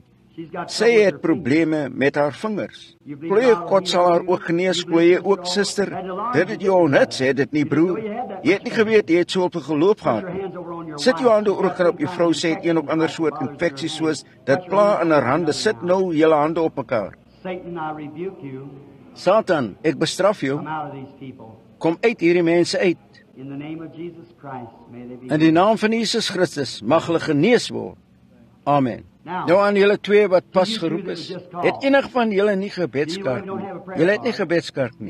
Jy het nie een nodig nie. Goed. Nou wat het julle gehad? Julle het geloof gehad. Julle het geraak aan die hoë, ek ken julle nie. As dit reg is, steek julle hand op as ons vreemdelinge is vir mekaar. Ek het julle nog nooit in my lewe gesien nie. Ek het reken, julle het my nog nooit gesien nie. Maar daardie geloof was soort van onbekend vir julle, maar julle het iets aangeraak en hy het julle beloon daarvoor. Nou sal julle gesond wees. Moenie bekommer wees nie, julle geloof het julle gesond gemaak. If that isn't Jesus Christ the same yesterday, today, and forever, I don't know the Bible. That's right. It is true.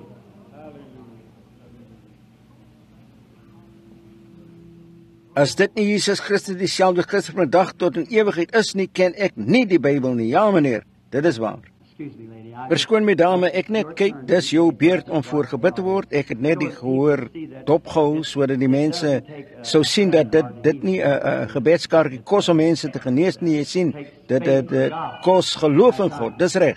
Kos geloof in God om mense te genees. If you just have faith and don't doubt. As jy net geloof sal hê en nie twyfel nie, sal God jou genees. What do you think about that, Mr. Wat dink jy daarvan, meneer Robinson? Wat daar sit met 'n breek? Dink jy dat God jou gesond sou maak? Jy glo? Goed, meneer. Ek het nog nooit in my lewe die man gesien nie, hom nog nooit in my lewe gesien nie, maar hy het daar gesit en daaraan gedink. Dis reg, is dit nie, meneer? Steek jou hand op. Sien, Jesus het alles geweet van waarvoor jy bid en alles daarvan. Just have faith. En het geloof, as jy met jou hele hart sal glo dat dit van God afkom, sal wat ook al jou probleem is, wegwees. He loves you well enough to call you. When you call to Him, He answers you back. Isn't He wonderful?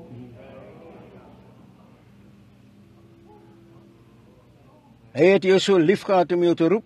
Wanneer jy na hom roep, antwoord hy jou terug. As hy nie wonderlik nie, Suffering with tremendous headaches all the time, sitting right back there on the end. You believe that God will make you well? lê aan geweldige hoofpyne die hele tyd wat net daar agter op die punt sit. Glo jy dat God jou sal gesond maak? As jy dit glo, is hoofpyn daar verby. We are strangers to one another. I do not know you. Ons is vreemdelinge vir mekaar. Ek ken jou nie. Ons is waarskynlik jare uit mekaar en myle uit mekaar en hier ontmoet ons. Maar Jesus ken ons albei. That is right. if He by His great power will reveal to me something about you that you know that I do not know, will it just give you a great help? Dit is reg, as hy deur sy groot krag aan my iets van jou sal openbaar, wat jy weet wat ek nie weet nie, sal dit jou net grootliks help. Dit sou. Try this one more. See if our Holy Spirit such a kind person. Probeer hierdie een keer nog een. Sien, kyk op ons Heilige Gees. So 'n gawe persoon wat al daai tyd gewag het. Dan sal ons bid vir die res van die mense. You're really here in behalf. Jy is eintlik hier namens iemand anders. Jy is hier vir 'n persoon wat 'n senuweeagtige geestes, senuwee toestand het, soort van besig om hulle verstand te verloor. That's right. And you've laid a handkerchief up here. Dis reg, en jy het 'n sakdoek hier bo gesit om vir daardie persoon te neem. Dit is reg. Jy is nie van hierdie stad nie, jy kom van 'n plek met die naam van Grants Pass. But the Rogue River. That's right. Langs die Rogue rivier. Dis reg. You have kind of a heart trouble. Jy het soort van 'n hartprobleem, komplikasies, dit is waar. Jy het 'n dogter hier vanaand waarin jy geïnteresseerd is. She's adopted daughter, actually. Sy is aangenome dogter. Eintlik is sy in die ry om te wees, in die ry om voorgebid te word daaragter. Sy het reumatiek hart, gewas, keel. You come here by bus. Jy het hier naartoe gekom met 'n bus. Jy moet môre teruggaan. Hier sal jou laaste aand hier wees. Dit is waar. Sê, jy was 'n prediker, 'n vroue prediker. Thus saith the Lord. Dis so spreek die Here, dis die waarheid. Glo jy nou, gaan dan huis toe en ontvang net presies waarvoor jy gevra het en die God van die hemel seën jou altyd. Just go on. Aan maar net, suster, dis verby, jy gaan reg wees. Moenie twyfel nie. Gaan net aan, glo. Now I could not see the girl. Nou, ek kon nie die meisie sien van waar die vrou bestaan het nie, maar ek het haar hier buite voor my gesien. Nou, glo julle almal van julle eendragtig? Glo julle aan die Here Jesus elkeen? Wie ook al wil, laat hom kom. Sir, if you believe God the Heer, as jy sal glo, sal die arthritis jou verlaat. Glo dit? Gaan dan op jou pad en juig en sê, dankie Here dat U baie goed is vir my. En jy het dieselfde ding, nog iets van 'n man van jou ouderdom wat werklik prostraat gaan, 'n bietjie swart wat jou senuweeagtig maak en so voort. As jy sal glo met jou hele hart, sal jy. Gaan dan op jou pad en sê, dankie Here, ek gaan gesond word. Goed meneer. Dis 'n baie jong vrou om hartprobleme te hê, maar glo jy dat God jou hartprobleme kan genees? Gaan op jou pad en sê, dankie Here Jesus dat U my ooit gesond gemaak. Goed, kom dame, jy's geskadu, daar's 'n donker skadu wat jou volg, wat beteken dat die kanker het, dis 'n skadu tot die dood. Glo jy dat God jou kan genees en jou gesond kan maak? Steek jou hand op, sê ek aanvaar dit Here, gaan op jou pad word gesond gemaak. Glo met jou hele hart. Om dame, as jy sal goed, jy het rugprobleme, glo jy dat God jou rug kan genees? Gaan op jou pad en word gesond gemaak. Glo met jou hele hart. Glo jy dat daar buite? Goed, kom meneer, jy het 'n asmatiese toestand. Glo jy dat God dit kan genees? Gaan op jou pad en sê, dankie Here, word gesond gemaak. Kom meneer, jy het diabetes. Glo jy dat God diabetes kan genees? Gaan op jou pad en word gesond gemaak. Glo met jou hele probleme. Jou probleem is in jou rug, jy is beseer. Glo jy dat God jou sal gesond maak? Gaan op jou pad en word gesond gemaak. En hy geloof in God. Come, sir, this way. Just a Kom meneer, hier kan toe, net 'n oomblik. Ek sien hierdie man het 'n dowe gees. Buig jou hoof net 'n oomblik. O Here, skepper van die hemel en aarde, outeer van ewige lewe, gewer van elke goeie gawe, maak die ore van hierdie man oop en laat hom hoor, Here. Hy kan nie hoor nie, dis geloof wat deur geloof kom, hierdie dowe gees op hom. Open it up. Maak dit oop, Here, bid ek in Jesus naam. Satan, turn him loose. Satan, laat los hom. How long have you been this way? Long time? 4 years. You hear me all right now? Hoe lank is jy al so? Lang tyd? You hear me now? Kan jy my nou goed hoor? Goed. Hoor jy my nou? Hoor jy nou? Sê jy amen? Ek het die Here lief. Prys die Here. Hulle skei nou goed. Jy's genees. Terloops, jy is eenmaal tevore genees in my dienste. Amen. Ek het dit gesien toe dit gebeur het. Amen. God healed you years ago. God het jou jare gelede genees, God seën jou. Is hy nie wonderlik nie? Is ons Here nie wonderlik nie? Nou sê vir my een ding wat hy nie doen nie. Die rede waarom ek daardie man so intoe geneem het daarvoor, ek weet nie hoe doof dit was nie. Hy het gesê sy oordromme is gebars deur 'n dinamiet slagdoppie en so ek het nie geweet of hy enigiets kon hoor of nie. Ek het net geweet daar was 'n doofheid op hom. En dis die rede as hy nie kan hoor nie, wel toe ek vir hom gaan bid het ek hom in 'n ander ry sien staan. Ek het die heerlikheid van God oor hom gesien en hy is genees in 'n ander diens, so die man is nou reg, heeltemal normaal. Dis waarom jy hom so vashou en dit hou dit tot dit gebeur totdat hy kan hoor en dan geloof hy kan hoor vir geloof kom deur die gehoor. Do you all believe on the Lord Glo Jesus? julle almal in die Here Jesus, hoeveel hier glo nou, is vol vertroue dat die hoofkaptein, die leerowerste van die Here in die gebou is. Glo julle dit?